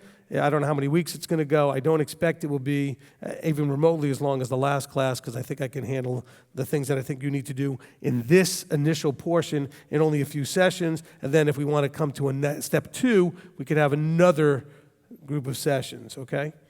Because in the other program we used last time, it covered everything from scratch to retirement and success in the planning of your future and investment and everything. But if you're still just trying to get your money mastered, there's no reason to go that far initially, okay?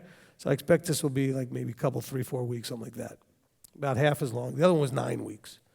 Okay, so I don't know how long it'll go, but I think, it's not like these, I know you're thinking, well, Rabbi, when you say something's going to be 3 parts, it ends up being 47. It's not the same thing, okay? I have much more targeted and focused understanding of what I want to cover each week. So it'll be a lot shorter. Okay. So that'll be right here in this room on Sunday the 2nd. Now, for those of you that worship at the Gridiron or the football field or whatever, and the Super Bowl is that night, you will be done in time to go watch that. And by the way, that is why Yahweh invented DVRs and or, okay, you can record the show. All right, anyway, so that way you don't have to worry about being here, okay? That reminds you of the joke back when they used to have VHS and VCRs. Kol Nidre, you know what Kol Nidre is? The holiest day right before Yom Kippur, evening before Yom Kippur, and it was during the World Series, and it was in New York, and the Orthodox gentleman was asking his rabbi, the Yankees are in game whatever, they could win the whole series, but it's also Kol Nidre. And he says, that's why we have VCRs. He said, I didn't know you could tape Kol Nidre. Okay. Definitely had their priorities out of whack. Okay. Okay, you can tape the Super Bowl or record it, and then you can be here instead. But we won't be more than an hour and a half anyway. You'll be fine. Okay. That being said, next on my list here is our next get-together for food which is Erev Shabbat. Okay? We are going to do this hopefully, not every month it'll work out perfectly, but we'll try to do this the first Friday of each month right here at the building, Erev Shabbat. So February 7th is the first one we'll be doing, and so let's plan for that. We'll be doing it Erev Shabbat over here. We'll be getting it together around 6 o'clock. Almost all of the things, if we don't mention it otherwise, if it's a meal involved, we're going to try and do it around 6, okay? And so that'll just keep it a little bit easier to plan. Okay, so we have Erev Shabbat. The next leadership meetings are on February the 16th. Okay, so for those of you that are in those meetings, you know all about that. And then in March, we have Purim. Purim's going to be on a Tuesday, so we're going to have our Torah study. So what we're going to do is we'll get together again for a meal. Okay, so we'll have dinner, we'll read the book of Esther, and then the Torah study will follow at 8 o'clock. So for those of you online, we're not going to be doing the reading of the book of Esther necessarily on the stream. We'll be doing that as sort of our part of our dinner and readings, but we are going to have our normal Torah study at 8 o'clock Eastern time. Okay, in April, we then have Passover, Pesach 2020, okay, April 8th through 16th. On our website, the registration forms and everything as you need are there. Also on the back table, we have some copies. At this point, we have 176 people registered by phone. Wow. Okay. Okay, but we have 53 completed forms received from families and individuals. We got 136 adults and small children and 40 YMTY children already. I just gave Stephanie a little glance. We already got 40. Expect that to probably double. Okay, just so you know. Or more. All right. So that's exciting. We got Passover coming. If you are planning to come, please get in your paperwork. And if so, please fill out all of the paperwork. Okay, you guys are like, oh, it's starting again. Yes, I'm going to get on you to fill out your forms. Make sure you give us a phone number, address, or email, or at least 2 or 3 of those so we can find a way to contact you if we have to about anything that might be, maybe you missed something on the form, maybe something was an error, maybe you did your math wrong on the money, whatever it is. We may need to let you know if you have children about some of the children's programming that's coming up, or make sure to be able to email you a link to the songs or whatever it is that we're doing. And so don't assume, oh, but I know you guys for years. But don't make us look all that stuff up. Put it on your form. Because otherwise, we got to look up your form from the last time, which you didn't put it on. Okay, please fill out everything on the form that applies to you. Name, address, phone number, those things apply to you, all of you. Okay, children might not if you don't have any that are coming. Okay, but the contact information is important, so please fill that out so that we can reach you. And really, you should be calling us after you've sent it to confirm the details and your housing and everything like that. Amen? Amen. Okay. Added to my list here was one thing that you don't have a slide for, which is this Thursday is our tzitzit and tea. Okay, so if you are a part of that, if you're here locally and you want to come and be a part of that, at 1 o'clock Thursday, 1 o'clock in the afternoon, in the kitchen area over here, okay, the ladies get together, whoever wants to come, and they have little snacks and some tea, and they'll make some tzitzit, and that's run and led by Anna Yetter. Okay, so thank you, Anna, for doing that. Okay, and so that'll be on Thursday. I think it'd probably be also good to RSVP and let Anna know you're coming so she has an idea of how many people are coming. That would be probably helpful information, okay? So that's good. And I think that's it for my announcements. All right. So we're going to reset now for the teaching. Oh, the chuppah. Ay. Where am I thinking? Let's see. Announcements. Blessing the children. It's right there on my sheet. Let's get the children under this chuppah because we all know they need blessing for sure.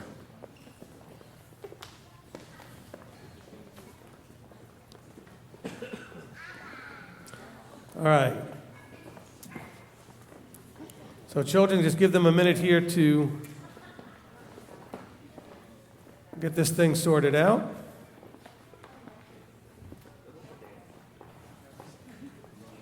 Okay, almost. Okay, Josh is coming over to grip that last pole. Okay, children, you can come on under. There we go. Once the children get under there, we'll be led in the blessing by Kirk Ferguson.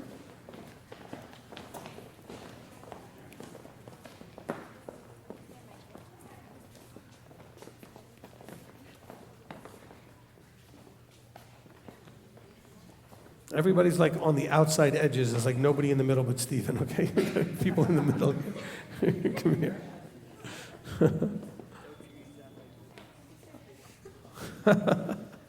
That was funny, actually. Okay. Shh. All right, go ahead. We're going to all extend our hearts and hands towards the children as Kirk leads us in the blessing. Avinu Malkeinu, it's our Father and our King, our Almighty Creator, the Eternal One of Israel. Father, we just ask, we come before you humbly to ask for a blessing for these children. We know they have the choice to seek light, but that they have the ability to know the difference between light and darkness, Father. We just ask for that. In Yeshua's name and authority, we pray these things. Amen. Amen.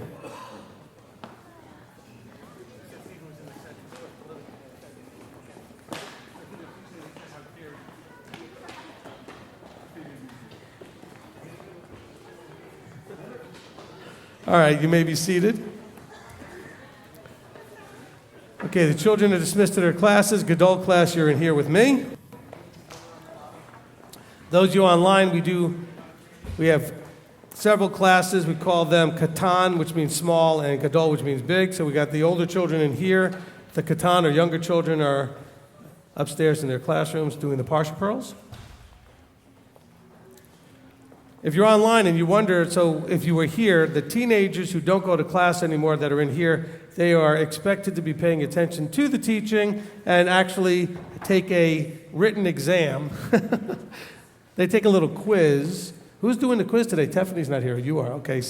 Uh-oh, watch out.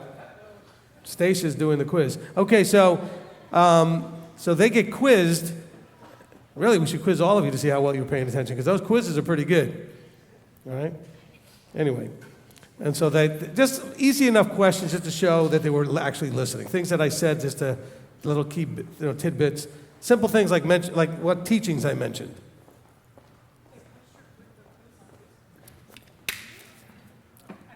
I should mess you up and just rattle off like 12 teachings for no reason. Stacia's like, don't do that. Then I have to write them down. Okay. Let's go ahead and get reset here for the teaching. Again, if you have a cell phone or something, you may want to make sure that that is set to silent.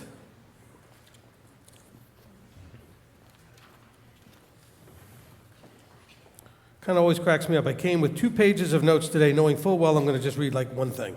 But that's okay. Hey, but I'm prepared in case I just decide to talk for 4 hours. Okay. Some of you are laughing. I might just do that one day. Okay. My phone is silent too, which is good. Give me 1 second to figure out where we are today. Do you remember last week? I told you where we were going. Do you remember what I said? You guys were not paying attention. First. No, we did that last time. That's right. All right, Sarah Beth gets a smiley face sticker. Okay. Of course, those of you that have heard me teach realize that that's not highly valued. Remember I said that Yeshua is not bringing a smiley face sticker. Okay, anyway. All right, so, okay. So we're going to be in 1 Peter. So are we ready? I'm waiting for the camera people to tell me we're ready. Everything's good. Well, you know what? I'll know when the clock starts ticking. And I'll know that there we go. Good. All right, so today we are in Darkness and Light, Part 13. Okay, Part 13. And we are continuing here through the Brit Hadashah. on this nice long journey that we've had through this study. And of course, since we've been in the Brit Hadashah, we've mostly been focusing on the understanding of darkness and light as connected to authority. Okay, in the Tanakh, we were mostly focusing on it being a natural state at the beginning and a place where something is birthed out of, a place devoid of actively useful light, that's darkness, light being deliverance, refuge, safety, and all that kind of stuff, illumination to our path. But really, we've been focusing a lot on the idea of it being submission to authority. Okay, that's the main focus that we've had, is the submission to authority. So when you're in darkness, you're not under authority, or you're under wrong authority. When you're in light, you are under Elohim's authority. You are submitted to. Key word being submitted to, not just like physically standing under it, but you're submitted to it. Okay? And so now we're going to be in 1 Peter. Okay? And so as we went through Thessalonians and now into Peter, we're going to be talking about how your behavior exemplifies which one you're in. We did that a little bit in Thessalonians, that you should walk as children of light, you should be doing things as sons of light, that kind of thing. What you're doing, your actions exemplify which condition you're in. Are you in darkness or are you in light? So we'll look in 1 Peter chapter 2. Okay, and then we're also going to then eventually go back to chapter 1. But let's start in chapter 2. Okay? Actually, we'll start in chapter 1, verse 1, just so that we're clear who is being talked to. Okay? Now he says, this is Kepha who's doing the speaking, an emissary of Yeshua Messiah to the chosen. Strangers of the dispersion in Pontus, Galatia, Cappadocia, Asia, and Bithynia, chosen according to the foreknowledge of Elohim the Father, set apart by the Spirit unto obedience. Okay, so he is speaking to those that should understand and know what's going on. Now, that doesn't mean they don't need to have certain things reminded to them or stirred up or sparked, but he's not speaking to totally clueless Gentiles.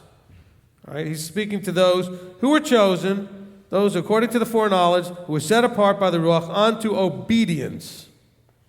Wow, I'm surprised that actually got through most Christian Bibles. People were called unto obedience. It's funny, but you can't obey something unless there's actually something like to obey. There has to be some sort of instruction, guidance, law, something that you need to obey. All right? So that's our setting up the context there. And so now let's get to chapter 2. Now, we'll understand the context more when we go to chapter 1 again, but I want us to just kind of go through this in chapter 2. He says, having put aside then all evil. So based on everything he already said, he said, because of that, you should have put aside then all evil and all deceit, hypocrisies, envyings, and all evil words.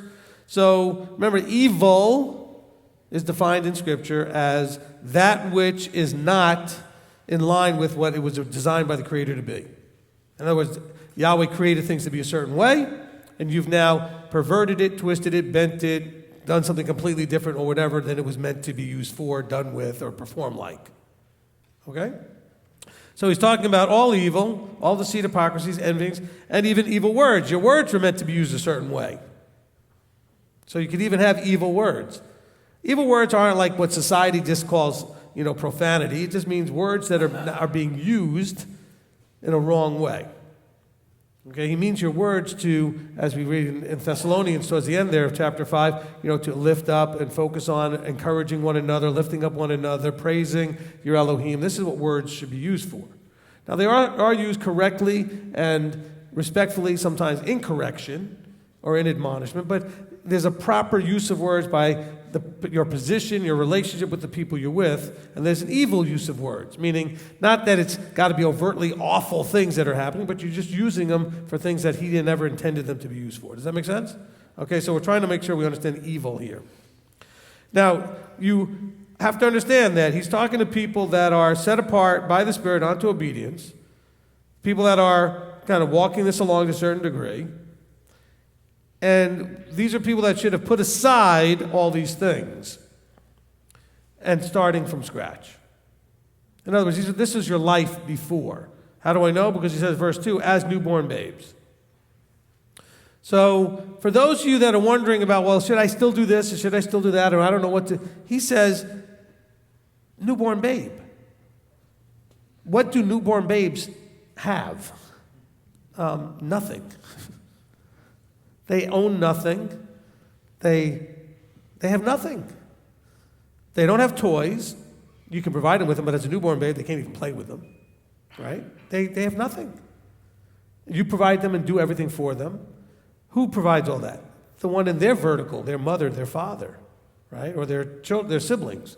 But there's those that love them, that have a role to provide for them, and they trust that completely because they have no choice. They're not conscious of anything else. They have no reason to doubt, have trust issues, fear issues, problem issues, but they're newborn babes. They naturally assume everything is going to be great. There's no reason for them to think. Actually, there's no reason for them to think. Just, So you're supposed to put aside then all of your stuff. And as a newborn babe, desire the unadulterated milk of the word in order that you grow by it. So now by saying unadulterated milk of the word, he's saying most specifically the things here that have to do with your walk. You're not going to give up your house and your things and all that other stuff. He's not saying that, like a newborn babe who literally has nothing. But specifically here, you're a newborn babe at this, at the halakha, at the relational vertical stuff and the relational horizontal stuff. Most of you probably would, if I had hands go up, would readily admit that you really did not understand fully, correctly, or even maybe at all, how to do either of those two things when you came into this. Or you came to realize little by little how much you didn't understand how to have a proper relationship with each other or a proper relationship with him. But if you come to this still holding on to some of the thoughts that you had about how that should be done, you're making a mistake. You need to lay it all down. Now, some of what you did absolutely was fine. But you got to have to put it down first and come and seek the unadulterated milk of the word, and that you could then grow by it and recognize, okay, there was a few things that I can still go and pick back up. But I got to let it all go first. See, it's a lot easier. Like I have the pen in my hand, right? For those who are listening and aren't watching, but if this pen is my pen and let it be representative of this stuff, it's a lot easier for me to put it down first and then go and evaluate whether it's appropriate for me to have it back up than for me to have it in my hand deciding whether or not I need to let it go. Because if I'm deciding if I want to let it go, I've got an emotional part that I might not be able to completely disconnect from the rational, logical, appropriate thinking. Because it's in my hand, it's mine still. If it's mine, then there's an emotional connection. It's mine. It's what I do, it's how I've thought, it's how I've behaved, it's mine. But if I put it down, it's no longer mine, I've let it go. Now I can decide if it's something that I would like to be a part of being mine. I could pick it back up. But I have to first completely release it as not being mine anymore. I don't need that. I don't know what it is. I just put everything down first. Okay? He says that you need to desire the unadulterated. What does that mean? It means that you've been dealing probably with adulterated milk. So you don't always look at what it says, but what it's also saying that it's not saying. If it's saying you should seek unadulterated, that means that there's also the adulterated. And you have now a verse telling you to put aside. So you're putting aside things so you can figure out if you have had anything that was adulterated in what you were thinking, doing, understanding in your walk, in your relationship. When I say walk, I'm not just talking about the mechanics of Torah. I mean the relational part that the mechanics lead to. The two great commands, your relationship with each other, your relationship with him. Okay? Now, and for those of you watching that think I'm doing Illuminati hand signals, I didn't practice this week, so if I do them wrong, don't get mad at me. Okay. You laugh. We get people who write comments all the time saying that I did some dumb thing with my hands. Okay? So, anyway. Isn't it sad that I have to actually think about these things and worry about them because this is what the distraction. You talk about squirrel, squirrel, squirrel. They're like, well, can you just listen to what I'm saying and stop being distracted by what my hands are doing? I'm Jewish. What do you expect from me?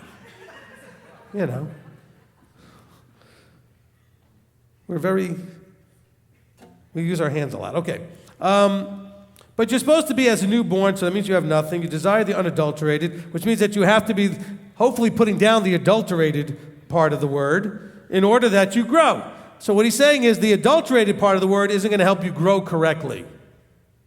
Now you're going to grow, but you're not going to grow necessarily into Messiah. You're going to grow into whatever that milk and the source of that milk is going to have you grow into. Okay? He says, if indeed you have tasted that the master is good. So, if you have tasted that the master is good, I'm assuming, and I don't think I'd be in any trouble doing so, that all of you are here because you have at some point tasted that the master is good. But if you've tasted that the master is good, then you should be willing to act like a newborn and put everything down and then seek the unadulterated milk. Problem is, there's an awful lot of people that are teachers of the school of adulterated milk. Now, of course, here's the challenge. Probably 0 of them think they're teaching adulterated milk. So your job is really cut out for you. They all think they're teaching unadulterated milk. I certainly do. I think every teacher does. So, but you have to do the discerning. You have to seek through the Father and the Son and the Ruach to help you understand, what's what. But you have to first decide that you want unadulterated, which means that you have to first know that not only is the speaker likely having a chance or a possibility of teaching an adulterated version, but you can have a problem because of your emotional stuff of desiring an adulterated version, wanting to resonate with or connect with something that actually is adulterated because your filters are still not seeing clearly what's going on because you're filtering it through that emotional, the stuff that you're supposed to have let go and put aside. See, if you put it aside, it can't filter what you're looking at. It can't filter what you're hearing. It can't filter what you're experiencing. But you got to be able to put it aside because there's lots of adulterated milk out there. But you got to be seeking and desiring the unadulterated. So think of adulterated as unfiltered, unemotional, no agenda, all of that stuff. You have to find, and everybody pretty much that's ever spoken has some sort of agenda. I have an agenda, okay? But my agenda, and all teachers think their agenda is to do what he wants. But if they're coming from a denominational place, then their agenda is to have you see it through that denominational place. So that's why you go to Baptist, Pentecostal, Catholic, whatever, seminary, Jewish, because you come out so that you have that agenda, which is to help people be that. And that's why we hopefully can get past all that to get a point where we just want you to be him without the particular filtering flavor, of the seminary that we went to. Hey, you laugh, but a seminary is a place where independent and objective thought goes to die. Because you can't be there and have independent objective thought. They won't allow it. That's no joke. That's not to be funny. That's literally the truth. Okay? You cannot be in those places and not get yourself in trouble if you're going to have independent, objective thought. Because then that will cause you to ask questions that they don't want you asking. Oh, no, we don't ask those questions. What's wrong with you? This is what we teach. That's what you teach. That's it. Okay? And that doesn't provide an unadulterated milk of the word. Okay? So, if you have, I know I'm beating this to death to some degree, but this is important. If you have indeed tasted of the master that he is good, then you have to put all this stuff aside. You need to prayerfully consider, I don't mean just in your prayer, but prayerfully consider when you're dealing with just yourself and ask the question, am I still filtering things through me? Okay? I was watching a video the other day. The guy was talking about marriage. He was very funny and everything. I thought it was good because I'm trying to make sure when I counsel, I got a lot of marriage things that I counsel, right? And one of the things he said that I thought was great at the end of one of the teachings was, if you read the Bible, one thing you can figure out for sure is that God is trying to kill you. But he is. He wants to kill you. Not your body, not like have you not be alive. He wants the you that's supposed to be buried, the old man, the stuff that's supposed to, he wants that to die.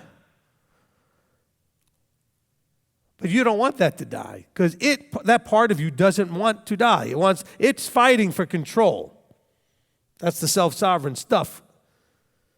But you have to, here he's saying, basically what did he say? He's talking about literally here, you dying and then being reborn as a newborn babe. But you have to die. You know? They stab it with their steely knives, but they just can't, never mind. But that's what you're doing. You're stabbing and doing stuff, but you can't kill it because you really don't want it to die. Yes, I just sang something from Hotel California. Okay. I do that because it just makes Manny's day. Okay, so I got to get the obligatory song reference in there somewhere. But that's part of the problem is you're like that ridiculous movie zombie something. It won't die. Okay? But you have, that part of you has got to be buried. Okay? And when you get resurrected, that part doesn't come back with you. That's permanent. You need to kill that, let it die, get rid of it, lay it aside. I don't care what metaphor works for you. Okay? But you know, when I use that little song reference, understand the reason why it won't, you just can't kill that beast in you is because it doesn't want to die and you really don't want to die. You still have an emotional attachment to that part of you. Remember when I did the whole you sicko thing? I did that because you sin because it's what you really do want to do. You still do it because you have some weird part of you, and I'm talking about me and everybody has the same perverse, weird part of us that really does want to do whatever it is that we're doing that we know is wrong. And then you get frustrated. Why do I keep doing that and I don't know, Rabbi? Because you still want to. Just accept that. But if you could kill that part, bury it, be done with it, you won't want to. And then you won't do it. And then you can come as a newborn babe. But it's that me, I, ego, whatever it is that makes us, I don't know the proper thing in psychology between the id and the ego and this, whatever, that part of you that wants, desires, craves. You're ultimately, in most cases, going to end up going and working in a direction to feed that craving. How do you fix the problem? Get rid of the craving. Because as long as you crave it and desire it, you're going to eventually get it. You're going to go do it. You're going to go receive it. You're going to go find it. And because you have this craving for this, whatever it is. And he's saying, look, if you've tasted of the master, you're going to have to come to this like a newborn babe. Newborn babe doesn't know what any of that stuff in life is about. It's a blank page ready to be written on. Okay? I mean, but, and it doesn't take much exposure to light the fire of desire.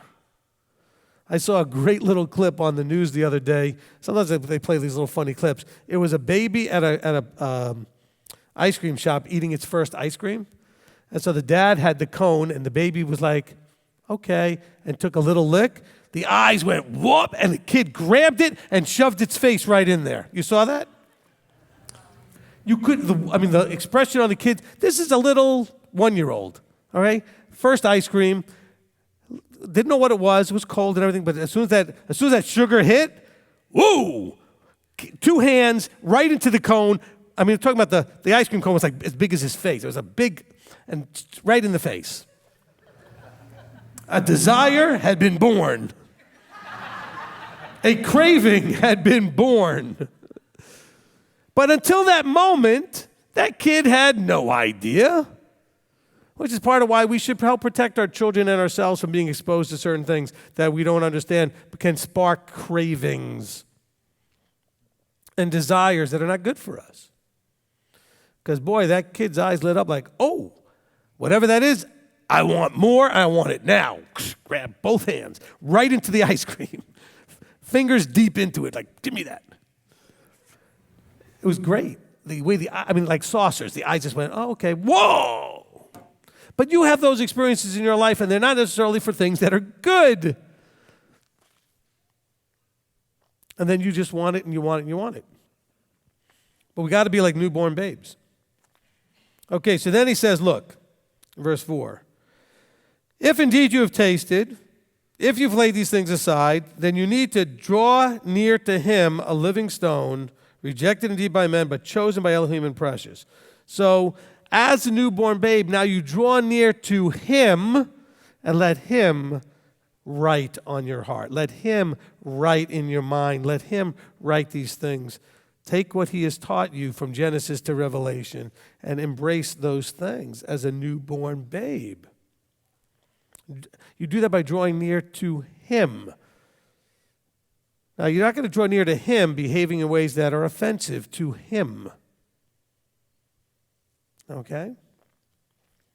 He says, you also as living stones are being built up, a spiritual house, a set-apart priesthood, to offer up spiritual slaughter offerings acceptable to Elohim through Yeshua Messiah. Okay. I guess I have to make an important point here.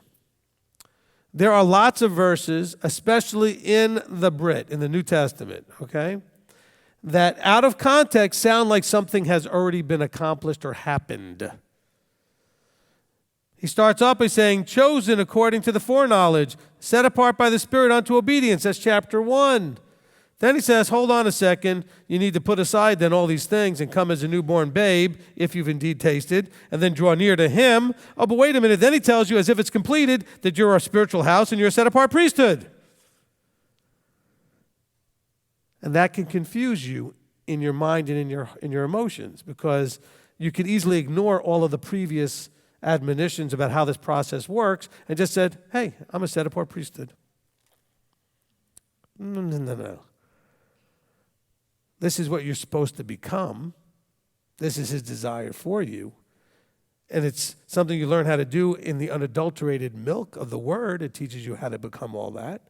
And being set apart by the Ruach unto obedience, well, but if you're not obedient, then that kind of nullifies a bunch of stuff here. So there's a lot of the if and then.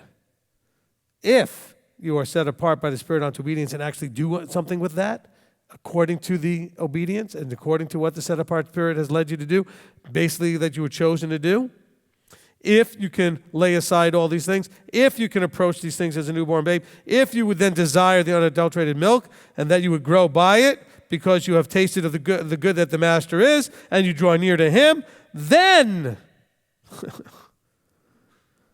you could be what you were designed to be, a house that is a spiritual house that's built up, a set-apart priesthood, to offer up spiritual slaughter offerings acceptable to Elohim through Yeshua. See, if you just read verse 5, which churches do, I'm sure, all the time, you think you're a set-apart priesthood who's offering up spiritual things.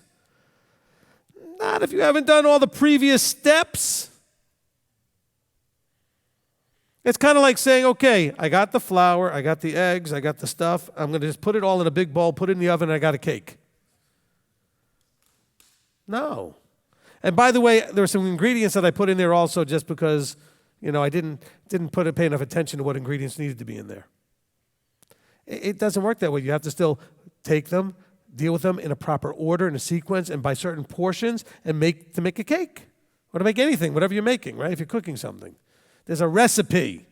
If you've cooked, especially more complicated things, that if you don't do the recipe right, it doesn't come out right. Okay? I learned that the first time when I was using a bread machine to make bread. If I didn't put the right amount of water or yeast or whatever it was, it would not either rise or it would be too hard or whatever. I mean, there's a reason why there's instructions and there's a recipe. That doesn't mean that you can't then learn how to bring your own flavor to it at some point, as long as you're not undermining the idea of the recipe. Okay? In other words, I could do so much to a cake that, guess what? It's no longer considered a cake. It may taste good, but it won't be a cake. Okay? And so that's the whole point here. He's trying to make you a spiritual house, a set-apart priesthood. And there's lots of stuff you can do that are going to lead to not being those two things, if you add and take away from the recipe. And the recipe is found in the unadulterated word. So don't get all confused, because everybody wants to add their own flavor and do their own thing. And, God knows my heart, blah, blah, blah. All right. He says in Jeremiah that can't be trusted. The heart cannot be trusted. He also says that he tries the kidneys.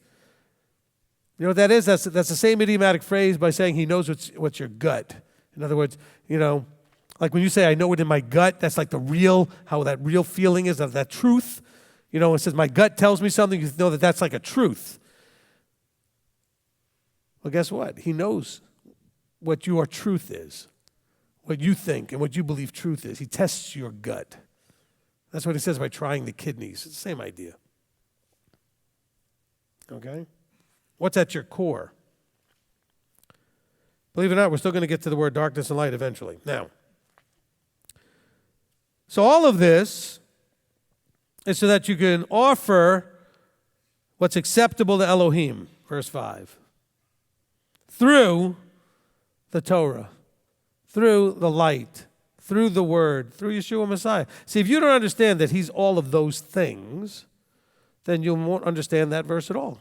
So it's through all that Yeshua says, I'm truth, I'm the light, I'm life, I'm the word, I'm the Torah, right? All these things, I'm the light, right? The light of the world. All these things, it's through all of that we offer up spiritual offerings to Elohim. That which is acceptable to Elohim. See, but here's your problem. Okay, you ready for your problem? You don't really, fully, truly care about what he thinks is acceptable. Because you think he should think it's acceptable if you think it's acceptable. You really don't. Not fully. I'm not saying you don't at all. Don't misunderstand me. But you don't fully want to make sure that it's acceptable. By the way, that's what you do in all of your vertical relationships. You will do things without checking with the person that you're vertically under because you assume that what you're doing is acceptable without checking with them because you think it's okay. So obviously they would think it's okay. So why would I have to check?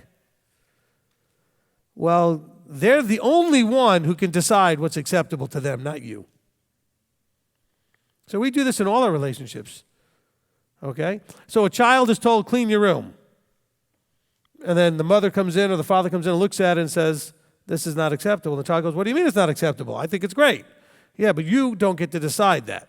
I sent you to do something, and so I get to decide what the acceptable outcome looks like. Okay? Oh, yeah, there's nothing on the floor anymore, but I opened up the drawers and found out that half the stuff you put was in the wrong place. You just shoved it all in there, and by the way, it wasn't folded at all. It was just crumpled up in a ball or whatever. You are the one who gets to decide, as the parent, what is acceptable. If you're at a job, your employer or your manager or supervisor gets to decide if what you're doing is acceptable. You may decide that, hey, it's good enough, it worked, it was fine. Well, it's not your decision. So on the biggest level, on the highest level, Elohim gets to decide what is acceptable. And that's why you're told that you are to figure out what is that right and pleasing and acceptable things in your Father's eyes, in our Creator's eyes. But you don't get to determine that. He does. So you've got to let him do that. He gets to define it. Because you are supposed to be set apart by the Spirit unto obedience. You are supposed to be a house, a spiritual house, as living stones, in the same format as Yeshua being the living stone. We become like him, living stones, and we are spiritual homes, set-apart priesthoods, offering up spiritual slaughterings acceptable to our Elohim. And we do this all through Yeshua. Not through Yeshua like that every time we do anything we have to do it pray in his name or use his name or mention his name. No, we do it through truth, through light, through Torah, through all the things, through the word, through all the things that he is that we understand, through his word, through the things that he actually said. He tells us what that looks like. And through his apostles, he tells us what that looks like. I am the light of the world. I am the truth, the way, and the life. We said all those things. So we know what he is. So when we do things through him, we have to understand that what we're doing. Okay? Verse 6. Because it is contained in the Scripture. So there's the sort of legal backing for this, the authoritative backing. It says, all the things I just said is because it is contained in the Scripture. See, I lay in Zion a chief cornerstone, chosen, precious, and he who believes on him shall by no means be put to shame. Now, okay, so my child, and I'm not talking about my literal child, okay? As a parent, my child believes me to be his or her father. Okay? Believes on that. Is there anything that then restrains them from going out and bringing shame or embarrassing me? No. So what is going to affect the shame part? Believing what I say. Believing what I instruct. That action. Because he says here, the verse says, he who believes on him shall by no means be put to shame because of the choices of action. Remember, you were called onto and set apart by the Spirit onto obedience. If you're obedient, there can be no shame. If you're obedient, there can be no shame. When is there shame? When you're disobedient. When do your children act ashamed and embarrassed because you told them not to do something, they did it anyway, and it blew up in their face, and now they don't know what to do and they don't know what to say because they're ashamed, and their head hangs down a little bit, and they're staring at the floor. But if they did what you said, if they followed instruction, even if it didn't work, there's no shame because they did their part the way you said. And they can come up to you and say, Mom, Dad, whatever, even a boss at a job, hey, I did what you said, and somehow it went bad. Okay, now you're not blaming the person above. You're simply saying, I tried to implement what you said, and there's no shame in saying, I did it the best that I can, and something went wrong somewhere. Maybe I messed it up, or maybe I missed a step, but there's no shame in that. Now, when you actively choose, though, to ignore a step or part of the instructions, and then it goes bad, you know deep down that you messed it up. That you cut corners or took a shortcut or did something because you just felt like you were smarter than whoever it was. And then it goes bad.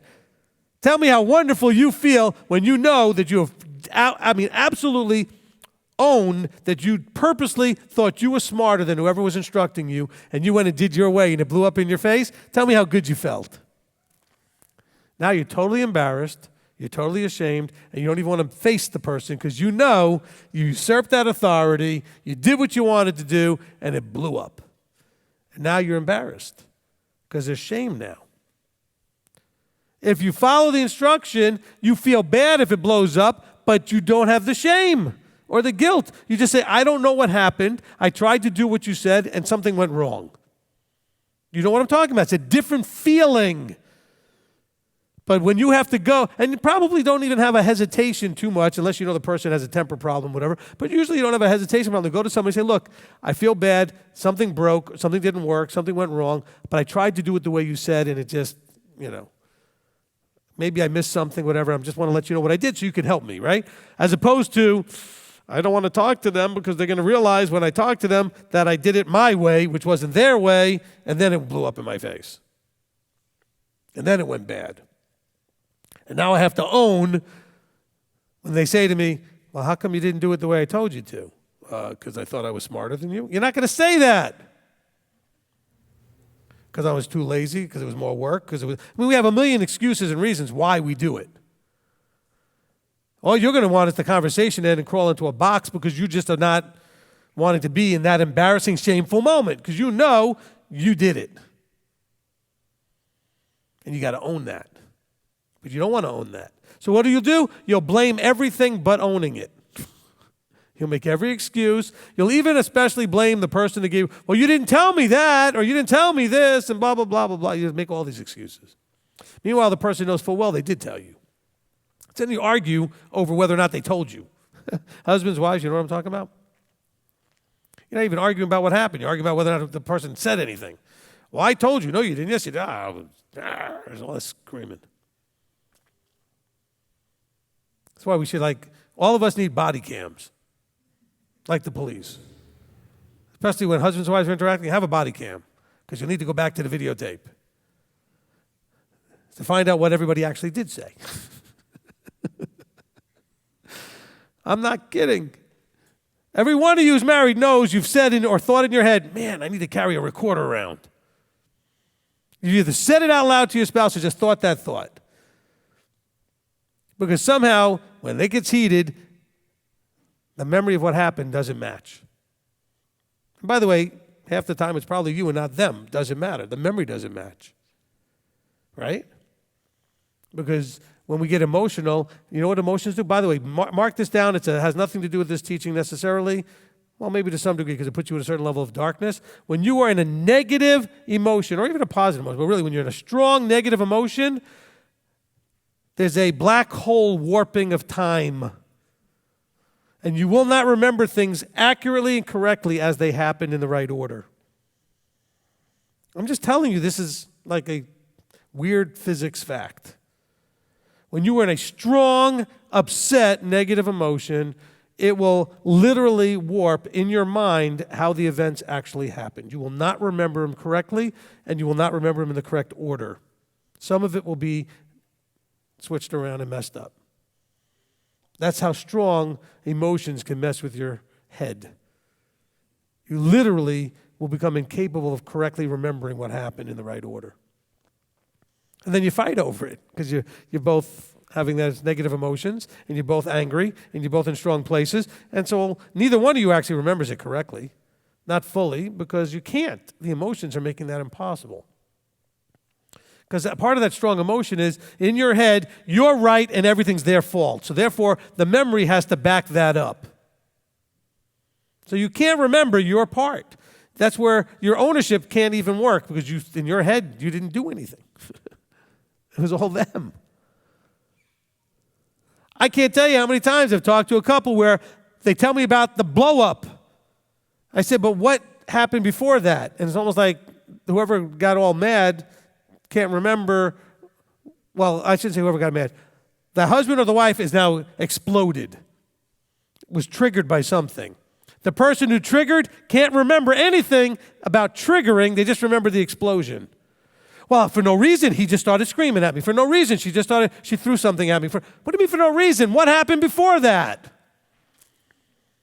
There had to be a reason. I don't mean it was a good one. I'm not saying there's a valid one, but something happened. I mean, did he just or she just come home and just for some reason just spontaneously combust? But some of you think that's what it is when you fight. Because you don't have the right context. You don't understand these things. And so that's what we're talking about in here.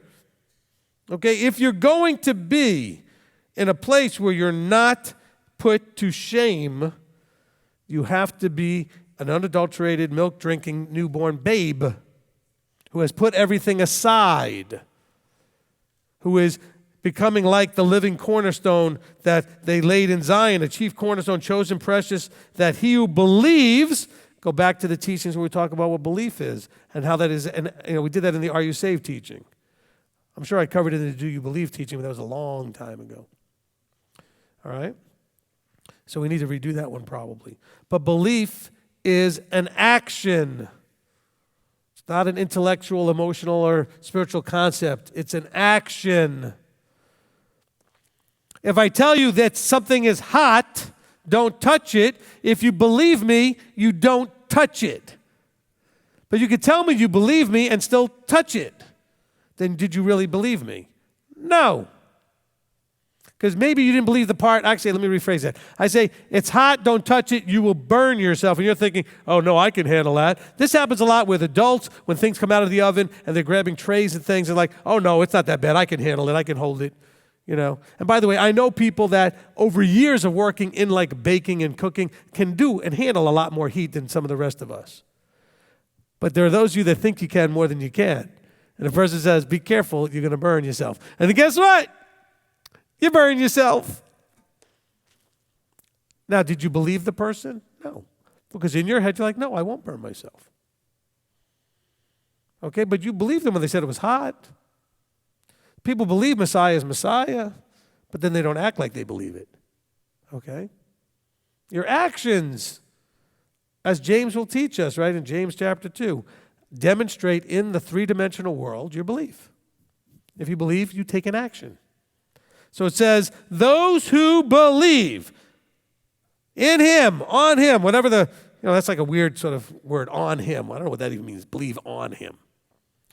But those who believe in Messiah won't be put to shame because they're going to walk and act and do things in accordance with the actions that prove that you're drinking unadulterated milk, that you've put aside all that other junk, and that you are doing like the living stone that you're supposed to be growing into.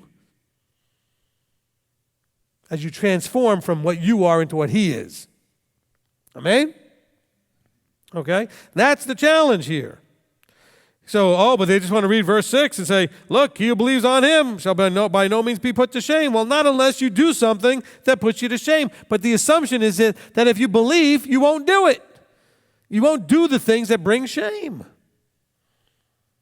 If he says, as the spirit of, we were called according to, set apart by the Spirit unto obedience. So he says in Exodus 19, if you do what I say, I'll take you as my people, and all this other blessing will come, etc. So when he says, don't eat A, B, C, D, or whatever, if you believe that he is creator, then you're not going to eat that. Not just do you believe that it's not, because some people say, well, I know it was bad for people back and blah, blah, blah, but they do things differently today, and it's blah, blah, blah. No, don't argue whether or not it's applicable to now because you think he said it, that's it. Because you believe in his authority. You believe that he has the authority to tell you, don't do that. Do this. Don't do that. Do this. Either you believe that or not. And how is it shown? By your obedience, by your actions. But we were called on to obedience. That's the covenant. That's the contract. Okay? They knew and experienced and believed that Elohim existed. They heard his voice at Mount Sinai. But then did their behavior exemplify their belief? No. They were laid low in the desert because of their lack of belief. Not belief in his existence, just in their belief that they needed to actually listen. You see? So, well, I'm a Christian and I believe on the Messiah and I believe on him, so therefore I can't be put to shame. Well, it all depends on what you do. If you're doing things that are shameful, you're going to be put to shame. Believing in him isn't going to change any of that. Now, it may change what you understand brings shame. If you understand the Torah and don't keep it, that brings shame. When you don't understand the Torah, that's not necessarily shameful. You don't know what you don't know. But you are responsible for what you do know. And everybody that's keeping the 9 commandments, I meant 10, of course, but 9 being, because we won't argue about the 4th one in Shabbat. They know it's shameful to commit adultery. They know it's shameful to murder. They know it's shameful to steal. They know it's shameful. I mean, you know what I'm saying? But yet, oh no, I can't be put to shame. I believe in Messiah. That's ridiculous. And nothing I read says that unless you'd read that verse completely without any context. This context is verse 6 comes after telling you that this is to those set apart by the Spirit unto obedience, those that have put aside then all the evil, etc. This is those who are newborn babes drinking and desiring the unadulterated milk and are growing by it. This is talking about very specific people who have drawn near to him. That's what it's talking about. You need context. Let's continue here. I got 25 minutes. All right. So now they want to jump down, and he says, look, this preciousness, verse 7, then is for you who believe. See, I believe, so it's all for me. But listen, the rest of the verse. But to those who are, oh, wait a minute. There's a problem here. Houston, we have a problem. But to those who are disobedient. Oops. Uh-oh. Somebody just put obedience into this mix again. The preciousness then is to those who believe. And because there's a contrast to those who are disobedient, then that means that those who believe must be those who are obedient. He's contrasting two things. Now, he didn't say to those who believe, A, and to those who don't believe, B. He purposely used a different word so that you were getting more full context and the thoroughness of the point. To those who believe, which also means obedience, and then to those who are disobedient, but that also means those who don't believe. This way he said both things without having to say that much. He was much more efficient in his words. But he said both things. The those who believe and are obedient, this preciousness is for them. But those who are disobedient and don't believe, because their actions demonstrate that they don't believe, the stone which the builders rejected has become the chief cornerstone. Okay? He says, and a stone of stumbling and a rock that makes for falling, who stumble because they are disobedient to the Torah, to the word, to Yeshua, to the light, to the truth, to which they also were appointed. If, let's just use this in hopefully modern ways of looking at things. If I appoint you to something, what have I done? I've given you a position, and that position has an expectation of performance of something, some sort of duties or authority or something, right? If I appoint you something, there's an expectation that you have some sort of duties or responsibilities, etc. I mean, I'm not giving you a gold watch saying you're retired, go enjoy life. I'm appointing you to a position. That's an appointment. So I now have an expectation that you will take fiduciary responsibility over something. You have a task or people or something that you are now responsible for. Well, you were appointed to be obedient to the word. That is your task.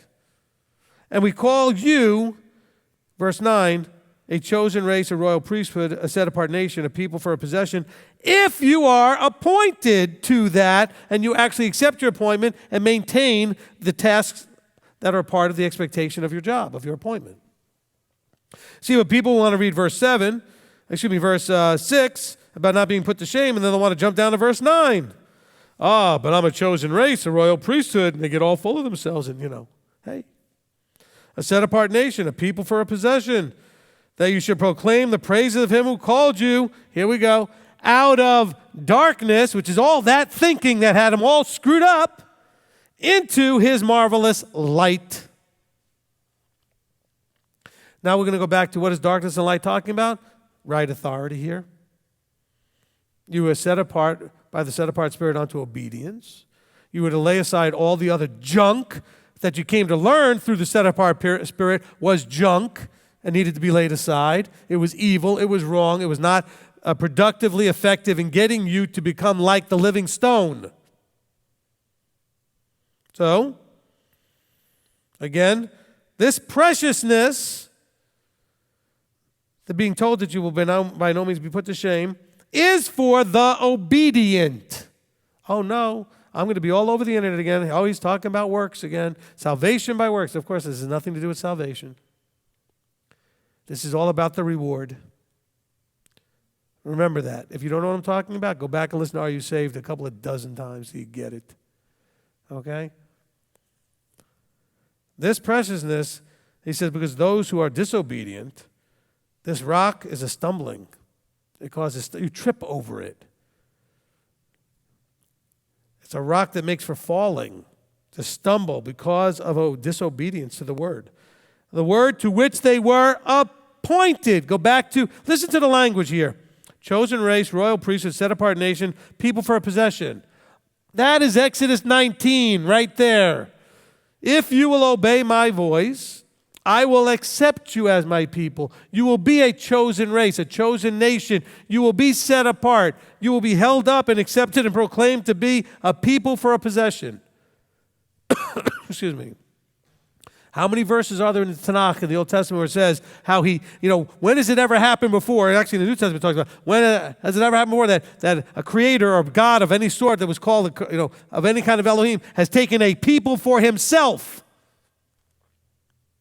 out of another place? We find this in the Tanakh. We find it quoted in the Brit. right? When have you ever seen that happen? Never. Just once. It's never before. Never since. So that language is the same language that you see Peter talking about here. He says, if you're doing all this stuff, this all goes back to Exodus 19. This all goes back to the beginning. And by the way, in case you're wondering who the audience is, he called them the strangers of the dispersion. So who's that? The lost tribes. He's not even talking to Gentiles here. The strangers of dispersion. The diaspora, the dispersion, scripturally is always talking about the northern kingdom being scattered. Okay? As well as those in the southern kingdom that got scattered as well at times. And will happen again a few years from this little letter here when they have the fall of the temple in Jerusalem in 70. And there'll be more scattering. But he's writing his letter to those that have been dispersed.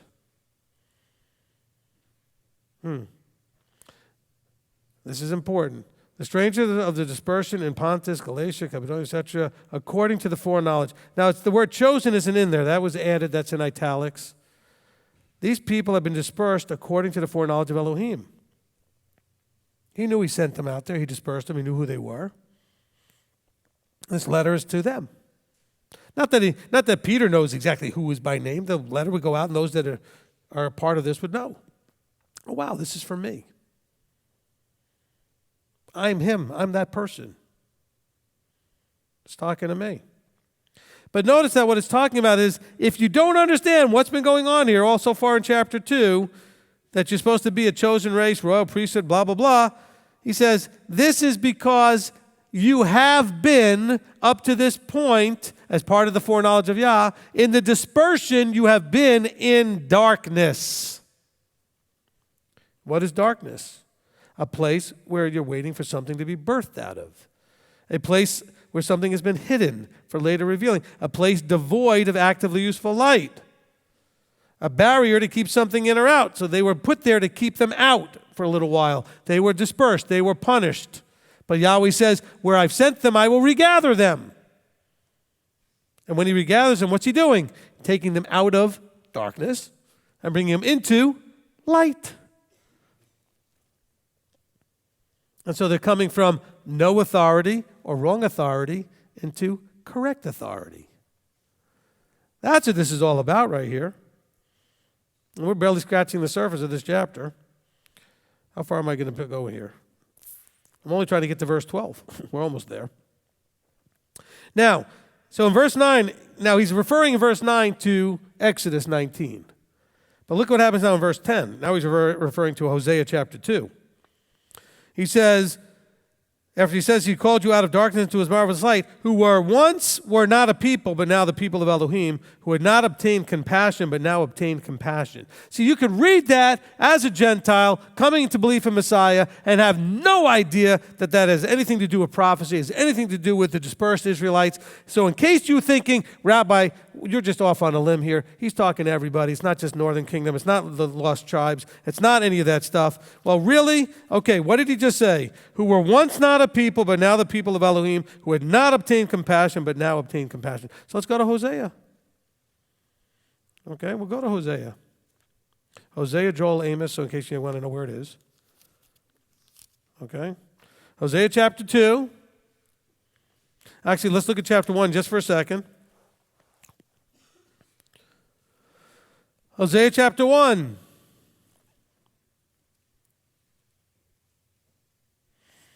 Okay, now,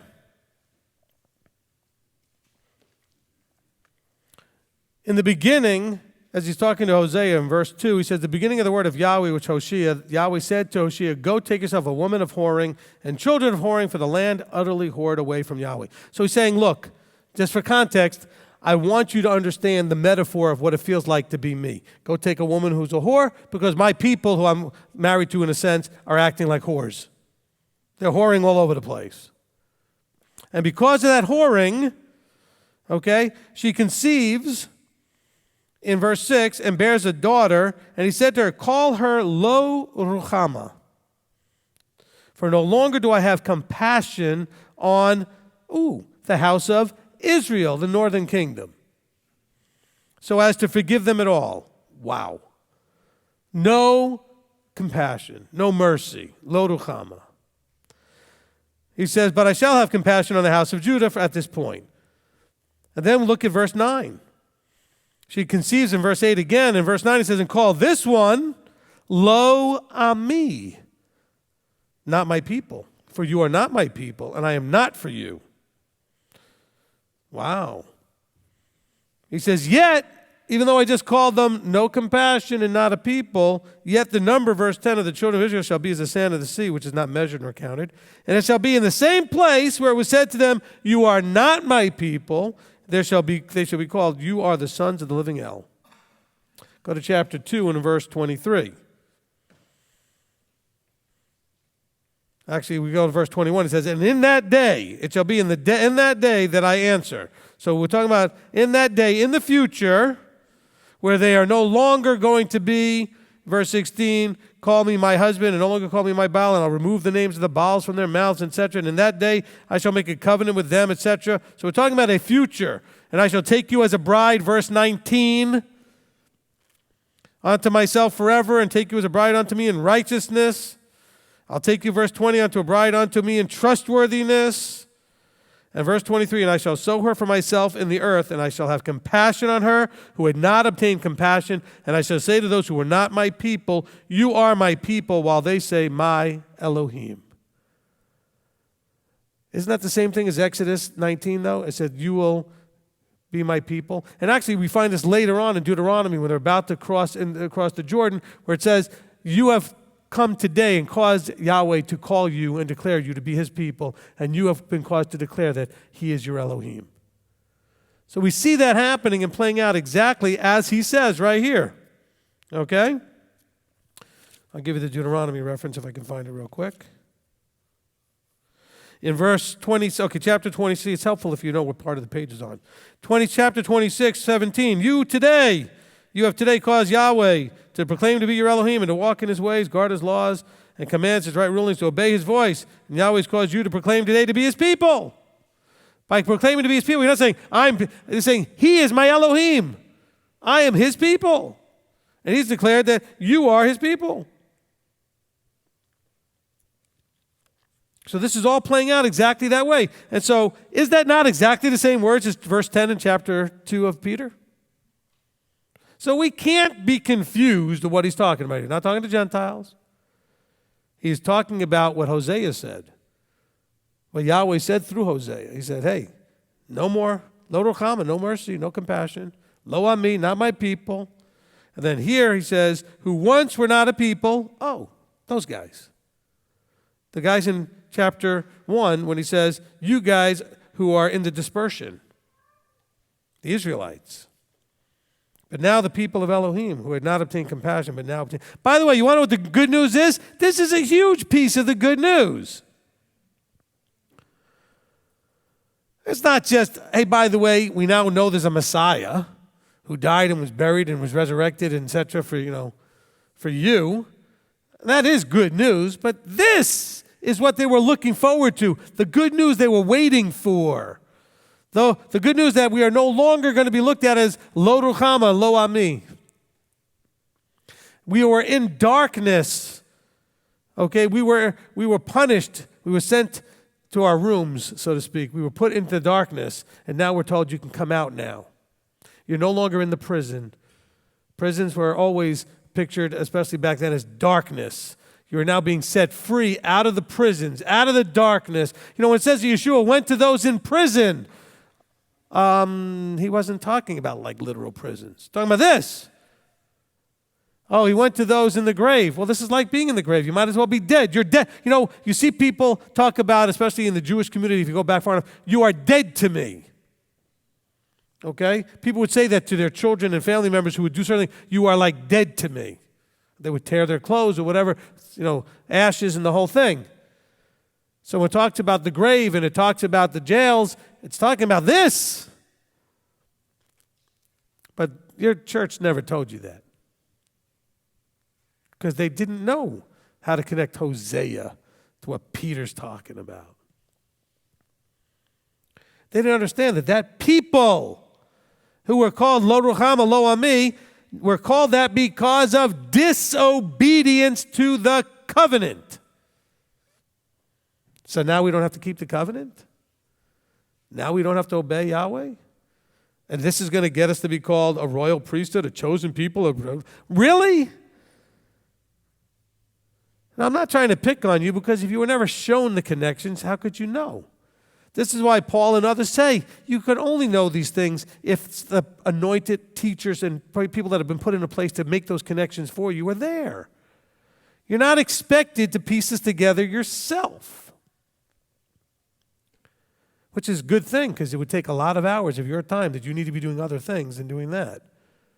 So he gives you one person who spends their whole time doing these things so that they can share these things with you.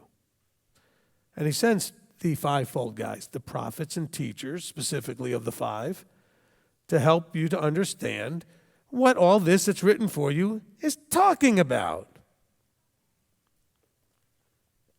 Because he says, you are a chosen race. Who? The Gentiles reading this thinking it's talking about them?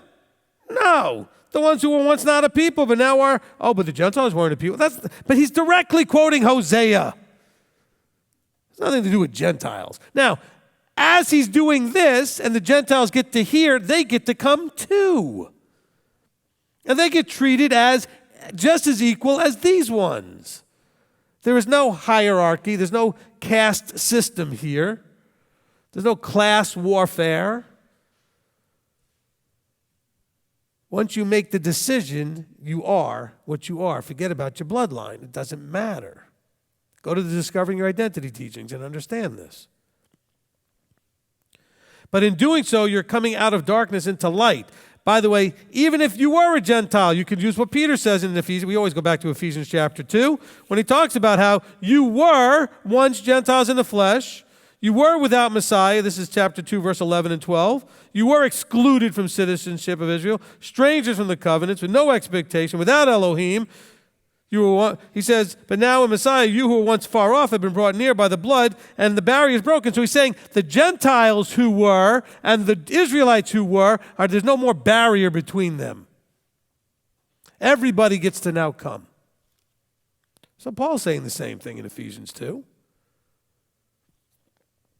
Back to Peter, right? 1 Peter. He says, beloved ones, I appeal to you as sojourners and pilgrims to abstain from fleshly lusts which battle against the life, having your behavior among the Gentiles good, so that when they speak against you as evildoers, let them, by observing your good works, esteem Elohim in the day of visitation. So first of all, again, when he says your behavior among the Gentiles, meaning if you're reading this and you know this applies to you, you're not a Gentile, either because you never were or because you've changed. If you're now Israel by decision or Israel by birth, you're not a Gentile. Doesn't matter which way you got to be Israel. But notice what he says, beloved ones, I appeal to you to abstain from those desires, those cravings that don't lead you to life, that are going to bring shame. See, we think of fleshly lust. What do we always think about? It's got to be something sexually perverse, because the word lust somehow always is about sex. You lust after power. You lust after control. You lust after pleasure of any sort. You lust after food. It doesn't matter. You lust after whatever you crave. I want it. That's called a lust. But the word lust somehow always gets linked to some perverted sexual thing. Now, that doesn't mean that that's not lust. But don't miss the point, because that's the only connection. So you're going to say, well, I don't have that, so you ignore it. Whatever you strongly crave and desire that is hampering your ability to go and win the battle against life. So that, remember, it's a battle against life. You need to die. He's trying to kill the you, so that he can live in you. But you don't want to die. That part of you has a lot of willpower, very strong-willed. And it doesn't want to die. But yet he says, look, I appeal to you, abstain from the fleshly lusts which battle against life. Okay, what's life? the truth, the Torah, etc. But these things battle against it. They battle against the true things that are, it says, I am the life, right? I am the way, the truth, and the life. But you've got this other life in you that's warring. You know, Paul talks about that law in his members that wars against. The law of sin and death. The law of sin and death isn't Torah. The law of sin and death is you're thinking what's right and wrong. Your way of doing it. That's sin and death. There's a way that seems right to a man, and the way leads to death. Destruction. It's bad. Doesn't work. It's not even a man to even know how to put his feet. You believe your book, you don't believe your book. I mean, that's really the problem here, isn't it? He says, look, you have to be careful because your behavior among the Gentiles is being observed, and they're going to speak against you, especially if they observe you doing things you shouldn't do. You got to be careful because now you're bringing shame to the name. When we talk about it's what you do that brings shame to the name, breaks the third commandment. It's your actions that can break the third commandment. It's not how you pronounce the name. You want to worry about the third commandment? Worry about your claim to be a child of the living Elohim and then acting the fool, acting the Gentile. Don't claim to be of the chosen nation, the set-apart people, a royal priesthood, and then act stupid and embarrass your heavenly Father whose name you claim. You weren't chosen to do it. You were appointed unto obedience. You accept that or you don't. It has to do with your appointment. So what are you going to do with that? Let's go before the Father. Avinu Malkeinu, our Father, our King. Father, we come before you, and we really want to appreciate your drawing us and calling us out of darkness. And I really appreciate that the light you draw us into is marvelous. Sometimes I don't think we appreciate how marvelous, incredible, amazing, and whatever other huge expletive we could use to describe how just indescribably good and fabulous, and whatever words we could, we don't appreciate it enough. You appointed us onto obedience. You appointed us onto obedience specifically to the word. We are covenanted to obey your voice. We understand Yeshua is your voice. We appreciate that we were once not a people, but now we can obtain compassion and mercy and be the children of the living Elohim. But Father, we have all kinds of evil, deceit, hypocrisies, envyings, etc. We didn't even talk about breaking down all those problems, all the envyings and hypocrisies specifically, and deceit and stuff that we rational lie all the time. That's deceit, as we rational lie to ourselves. So Father, we struggle. Help us to be newborn babes, to literally put everything down and only want to be fed and nurtured and grow on the unadulterated word, the unadulterated milk of the word coming from Messiah, coming from you, the Father, because we have tasted that the Master is good. So, Father, we want to thank you.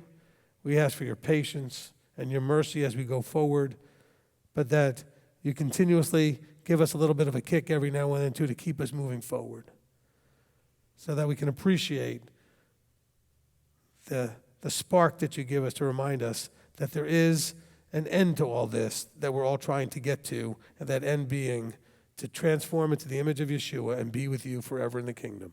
So, Father, we want to thank you, praise you, and give you all glory and honor as we go through this process. In the name of Yeshua, our Messiah, amen. Amen. Amen.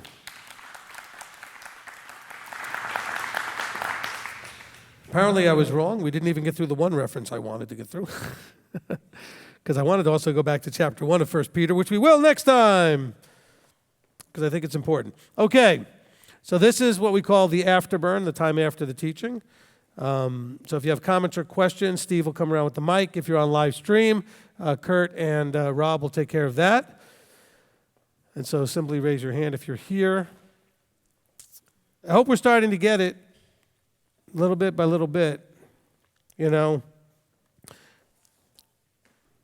there's a school of thought that somehow the New Testament has made things easier I don't see as much in the Tanakh dealing with your psychological and emotional struggles. How is that easier? Excuse me. You know, Paul, Peter, John, James, they're all dealing with the real struggle. What is going on in your head and your heart? Much more of this is discussed there than it is anywhere in the Tanakh. And in the Tanakh, where it is talked about, it's much more maybe hinted at stuff. I mean, they're just right in your face. You do it because you love it, you lust after it, you need to stop it and just, you know what? Start over like a newborn babe.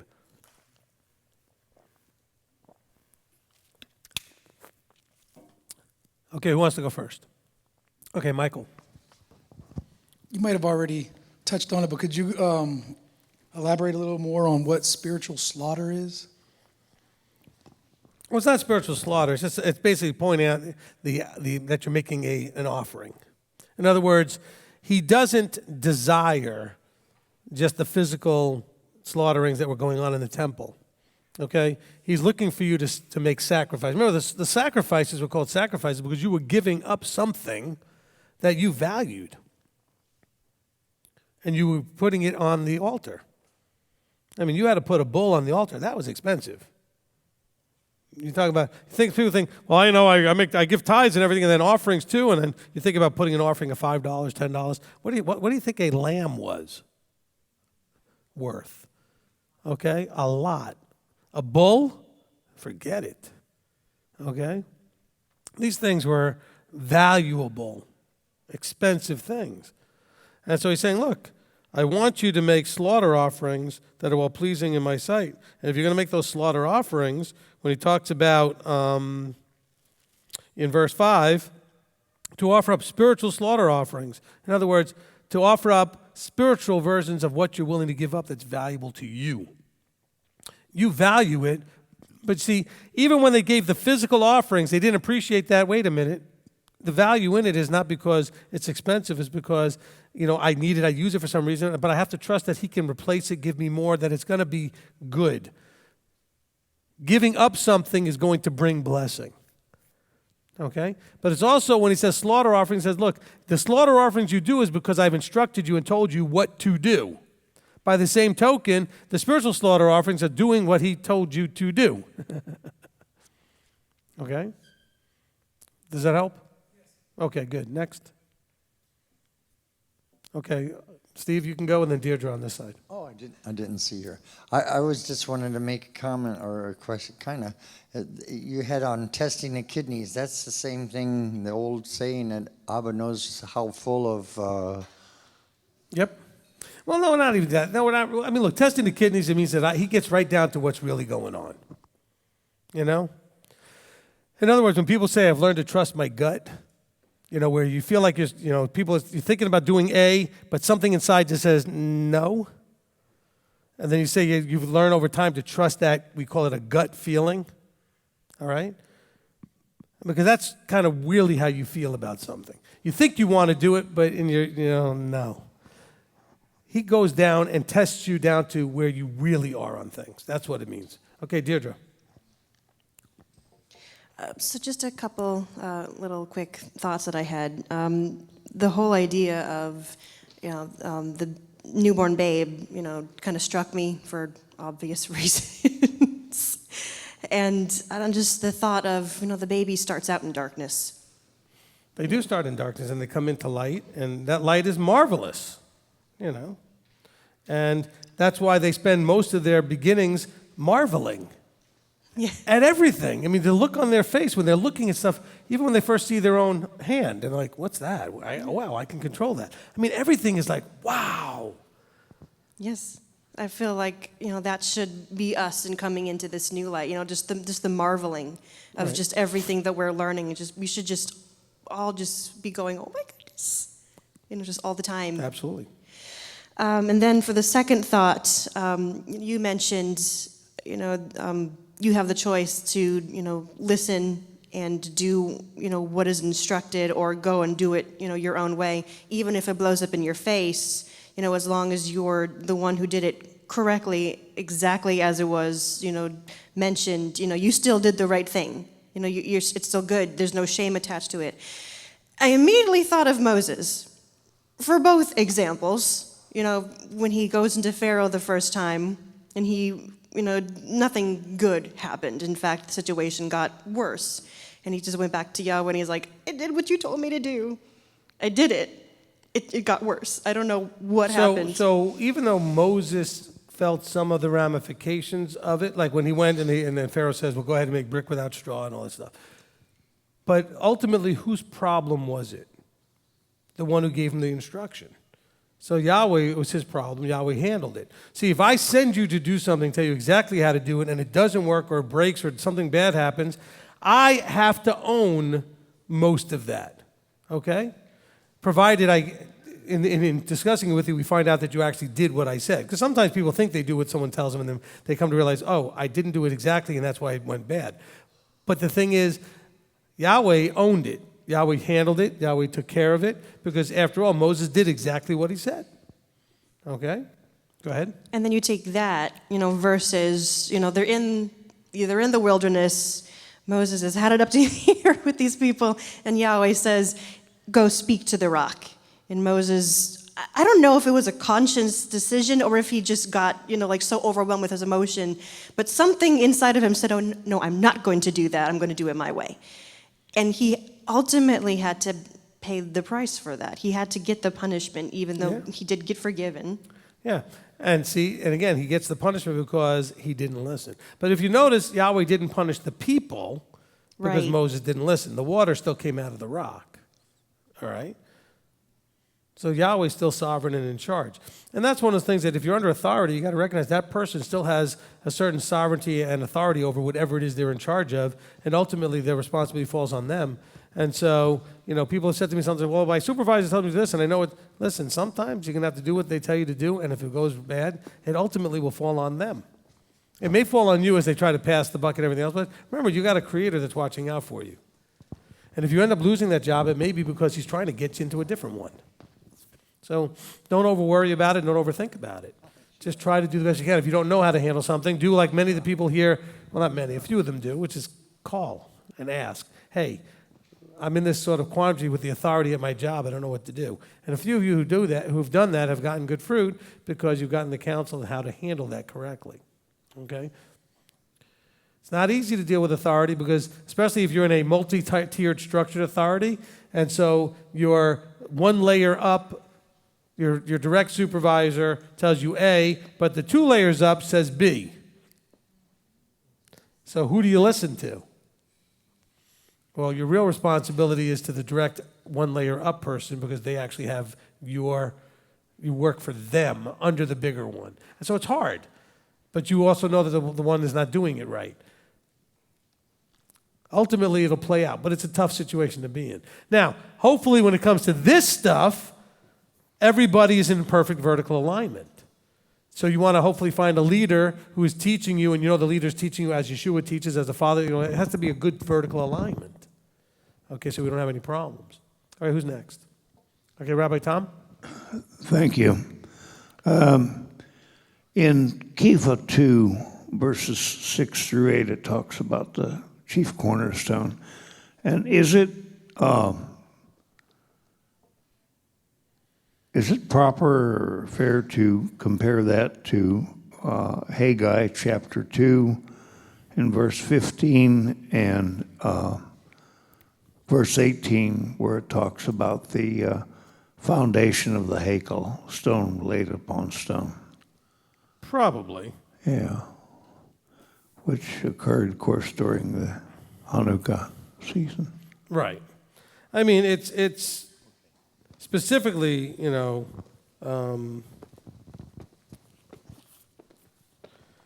referring to Psalm 118:22, but it's certainly referring to things.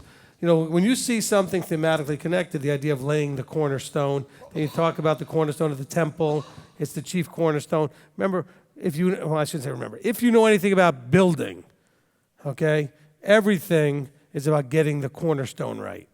And when you get the cornerstone right, everything builds based on the cornerstone.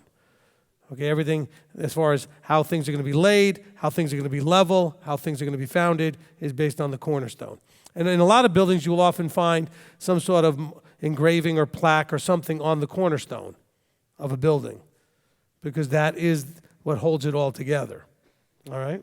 So, but yes, the Haggai thing would probably be a good connection. Okay, who's next? Okay, Shira? Thank you, Rabbi. I thought it might be helpful to somebody, just if I would be permitted to give a short testimony about how I was led to lay down the past and start as a newborn babe. This happened several years ago, and I sat with you, Rabbi, and we had 3 pages of stuff. On those pages, I was renouncing these things, and on those pages were actually covenants and declarations that I had made as a Christian, statements of faith that I had signed to get into Christian college, to become accepted as a Christian camp counselor, to be accepted as a Sunday school teacher, and on and on. And there were things that were part of my identity that moving in a publicly in a spirit that I thought was the powers of the age to come, and it wasn't. And things like that, just many habits and thought patterns. And it really helped me to sit down and really enumerate things that were part of my identity and just renounce them. No, that's great. I mean, look, it's one of your most powerful tools available to you is, if you can do it honestly, is simply self-examination. Okay? But the problem is, can you be actually honest with yourself? Here's the problem. You will either ignore things that need to be paid attention to, or you'll overly pick on yourself and beat yourself up for things that probably don't need to be treated on that level. But if you can just do it in a unemotional, objective examination. Hey, this is there? Oh, okay. Oh my gosh, blah, blah, blah. No, don't get all emotional about it. Just say, oh, that's something I did, or something I need to look at, and something I might need to let down. Just in a very clinical way, examine yourself so that you can at least get that done without the emotional part. Okay? And what you're trying to do is lay down everything that you can and look for things that are potential filters. You know, Shira comes to me on a somewhat regular basis when she says, wow, I didn't realize I still had that in me. Whatever that was, you know, some sort of filter from Christianity that she had no idea was still there, and then I'll teach something, she'd be like, oh, that exposed something that was there. And that's part of what the teaching should be doing, is helping you to see something that still is there.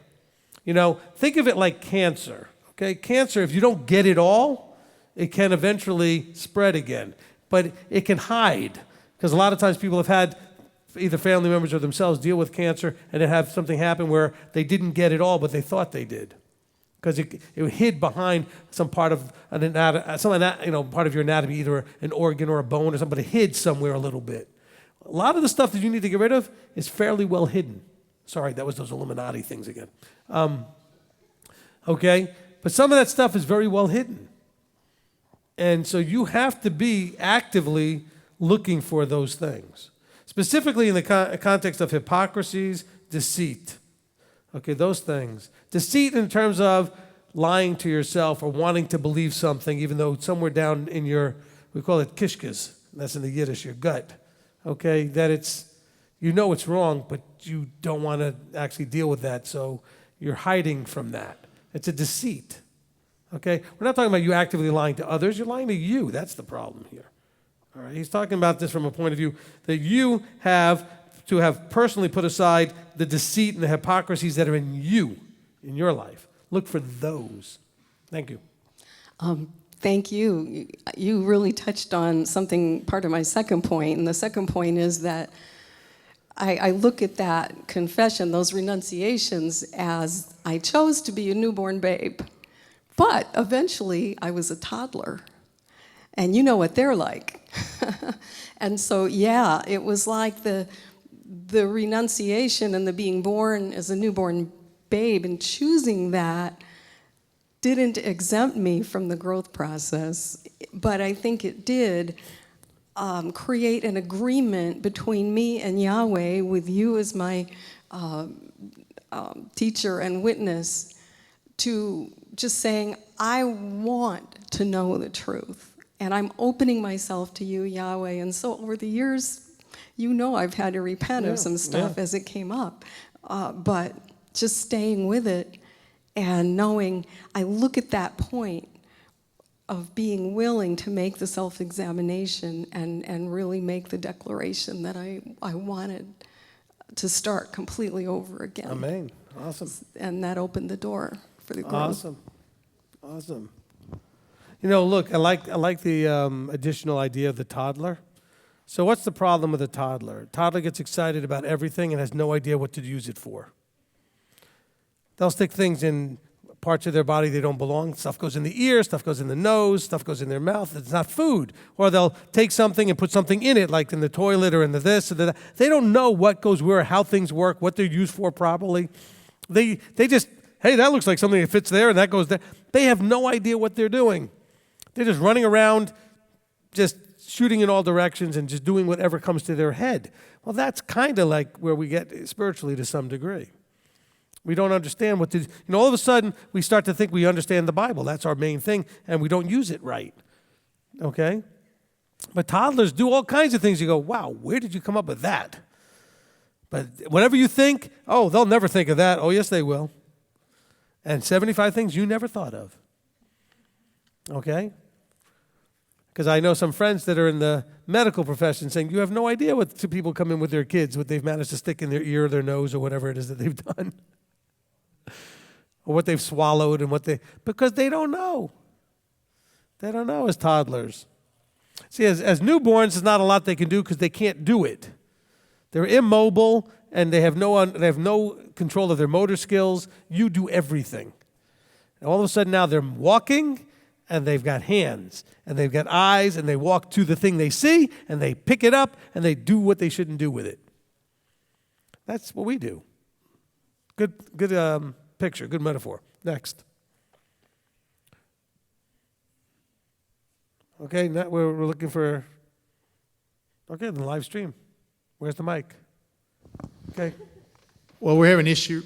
I know you guys have like a major conference going on over there. Well, we had someone that's kind of hacked and take over the chat box right now with some unwanted comments, and we overwhelmed right now, so we shut off chat. Okay. So we're just not going to be able to do the chat? Okay, so I apologize to you on live stream. This is what happens when you have people that are just emotionally not where they need to be.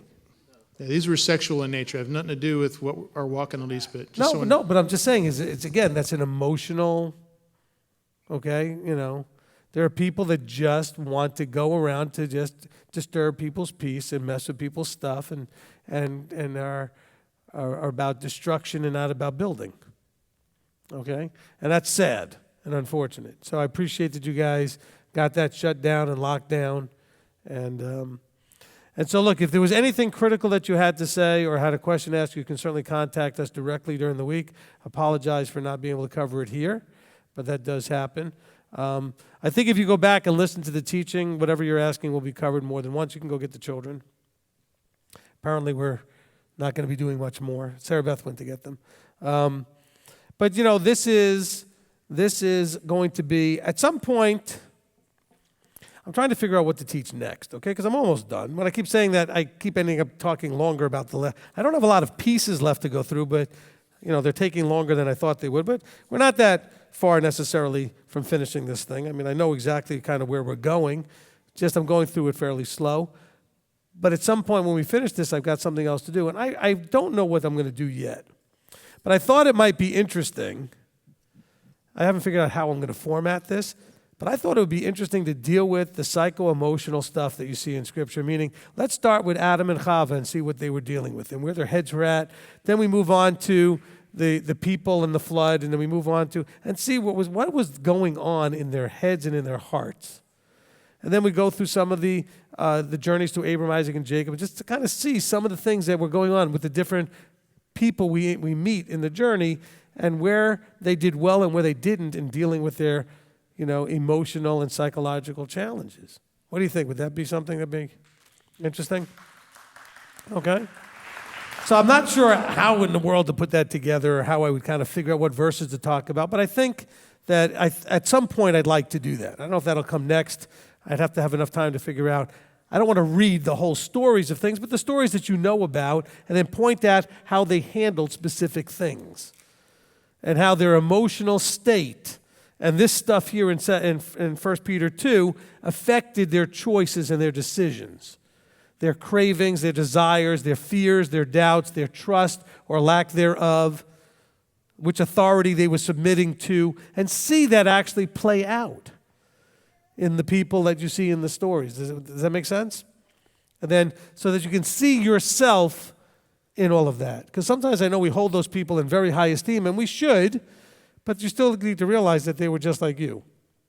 In so many ways, they were just like you. And struggle with the same stuff, you know? And I'm trying to find a way to make sure I don't turn this into just a life coaching Sabbath. But that's almost what we need at this point. The halakha, you know, I'm not teaching you a lot of mechanics here anymore. We're not doing teacher stuff. We're doing prophet stuff, like the stuff that has to do with you need to be doing this and stop doing that. But the problem that's really hurting you is you don't understand why you're not doing it and why you're doing the thing you shouldn't. And it really comes back down to the issues that are psychological and emotional. Trust, fear, doubt, insecurities, self-worth issues, all that. And you see that play out in some of these people throughout the stories. And somehow we need to fix all that or we're never going to get there. Because that's the derailment. You know, how do you deal with all the hurt and pain that you've already been through? All of the trauma. A lot of, I think everybody has PTSD from whatever they experienced in their life. I mean, I used to think PTSD was a military thing. No, it's a syndrome that has to do with trauma and having emotional trauma. And so then we trigger people's trauma. And that trauma doesn't have to be, you know, that you were in some military zone and watching people around you get, you know, killed and blown to pieces. It could happen in watching your family get blown to pieces emotionally in a house, or the abuses that we see all around, etc., can really cause a triggerable trauma. All right? And I'd like to be able to deal with that, but I also want to make sure that it's appropriate in a Sabbath setting and how that really works out, because I've taught all the mechanics. If you want to understand any mechanics, every piece of mechanic I think is already on tape, so to speak. We don't use tapes anymore, whatever. I've recorded every halakhic, you know, mechanical thing that I can think of, I think, at this point. Now it's more about things like darkness and light. This is all about scripturally understanding your emotional place. The trust versus belief versus fear and doubt versus, you know what I'm saying, all of that mess. So we're going to do more and more of that, hopefully. What was that? Stuff that causes you to need a feelings bag, okay? And you need a feelings bag because you've got feelings that you don't have control over, all right? And so I can promise you everything I struggle with is because there's stuff out there that can still trigger an auto response. Same for you. The stuff you struggle with most is because there are things out there that trigger an auto response.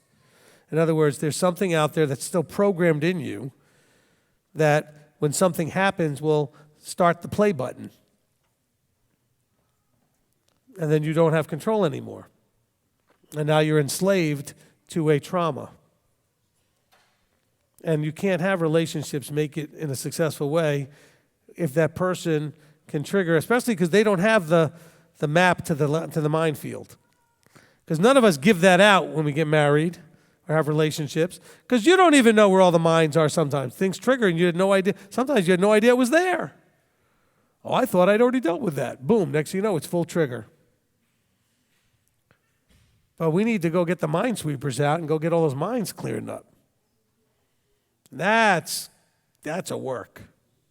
That's a big project right there. Amen? Okay, so I know that you've already noticed that a lot of the teachings are heading in that direction, but they're scripturally based, important. I mean, this book talks about all of the New Testament, especially writings, talk a lot about where you struggle in your heart and your head. Remember, Yeshua's talking to Jews mostly. Actually, Yeshua's talking to Jews only when he's talking in the four Gospels and telling them, look, it's not a mechanical problem. The reason you do the mechanics in a wrong way sometimes is because you have a psycho-emotional problem, a trust problem, a belief problem. Not because it's hard to do the mechanics.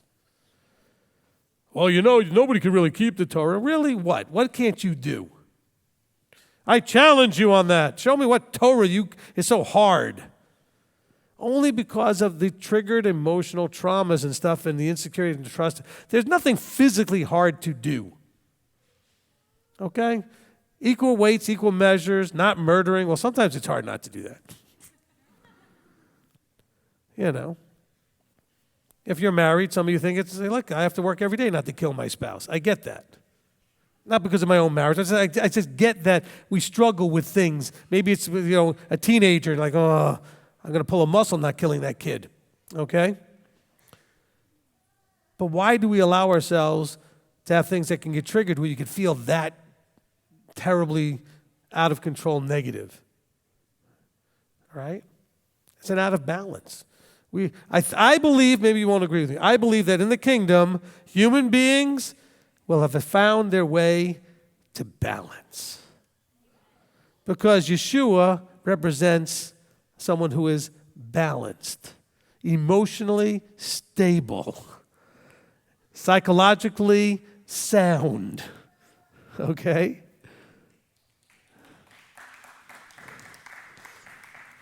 I appreciate that.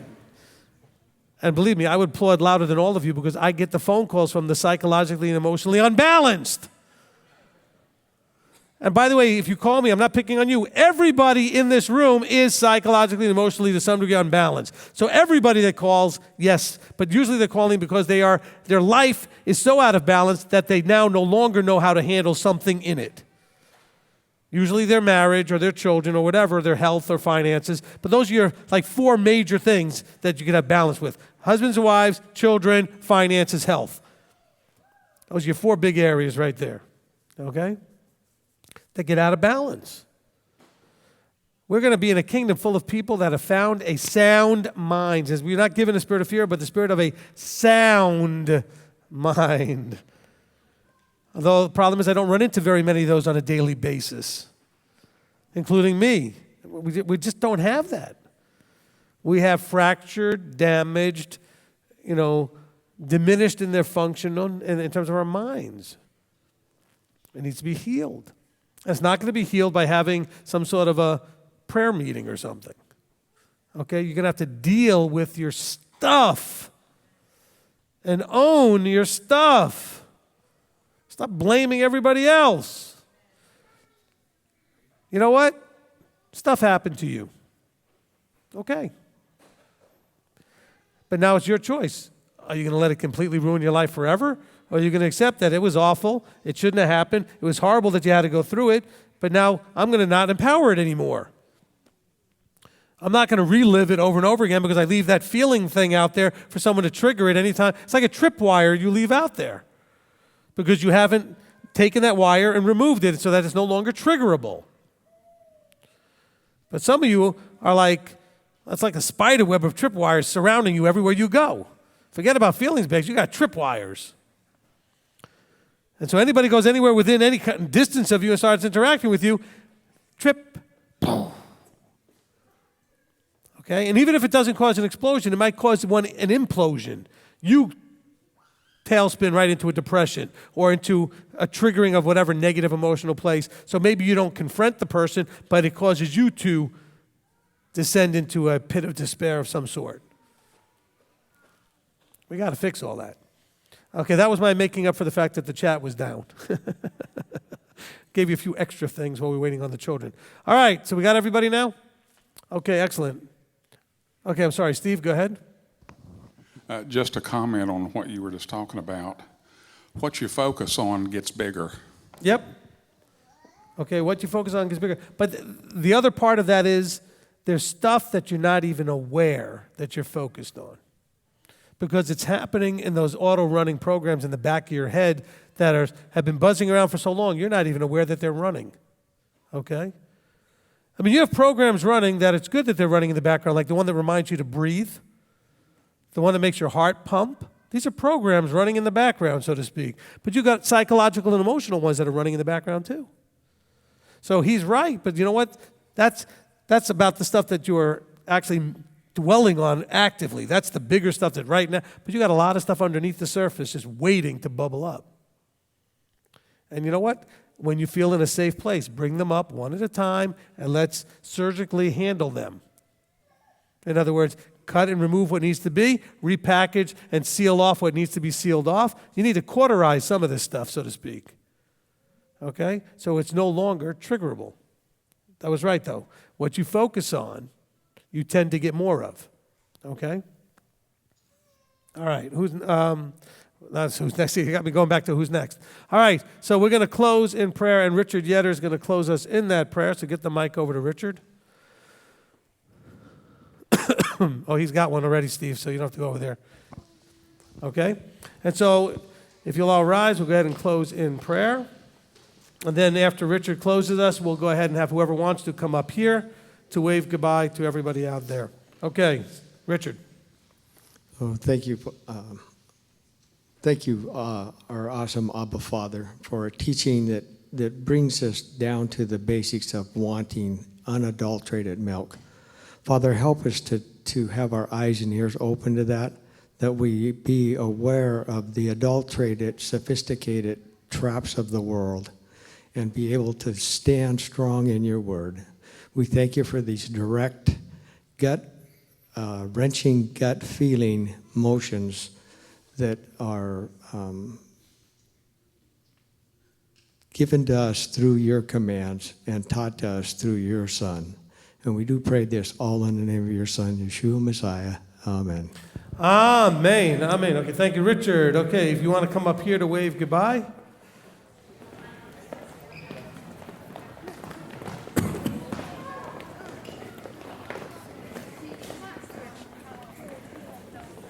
You got your hands full of flowers.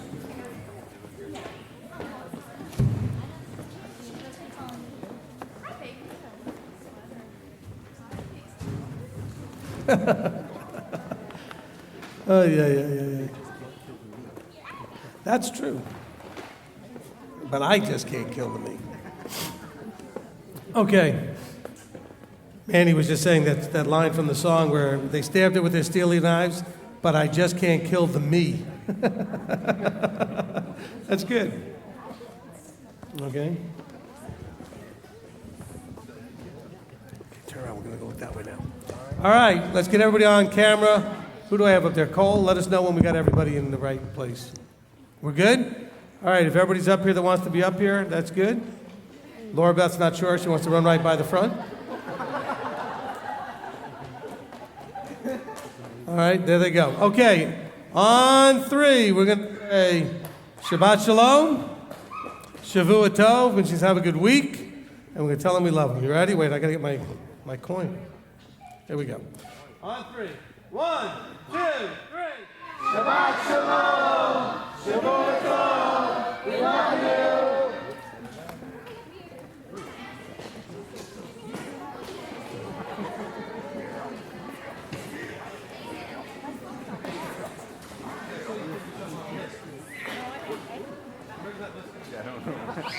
Where'd it go?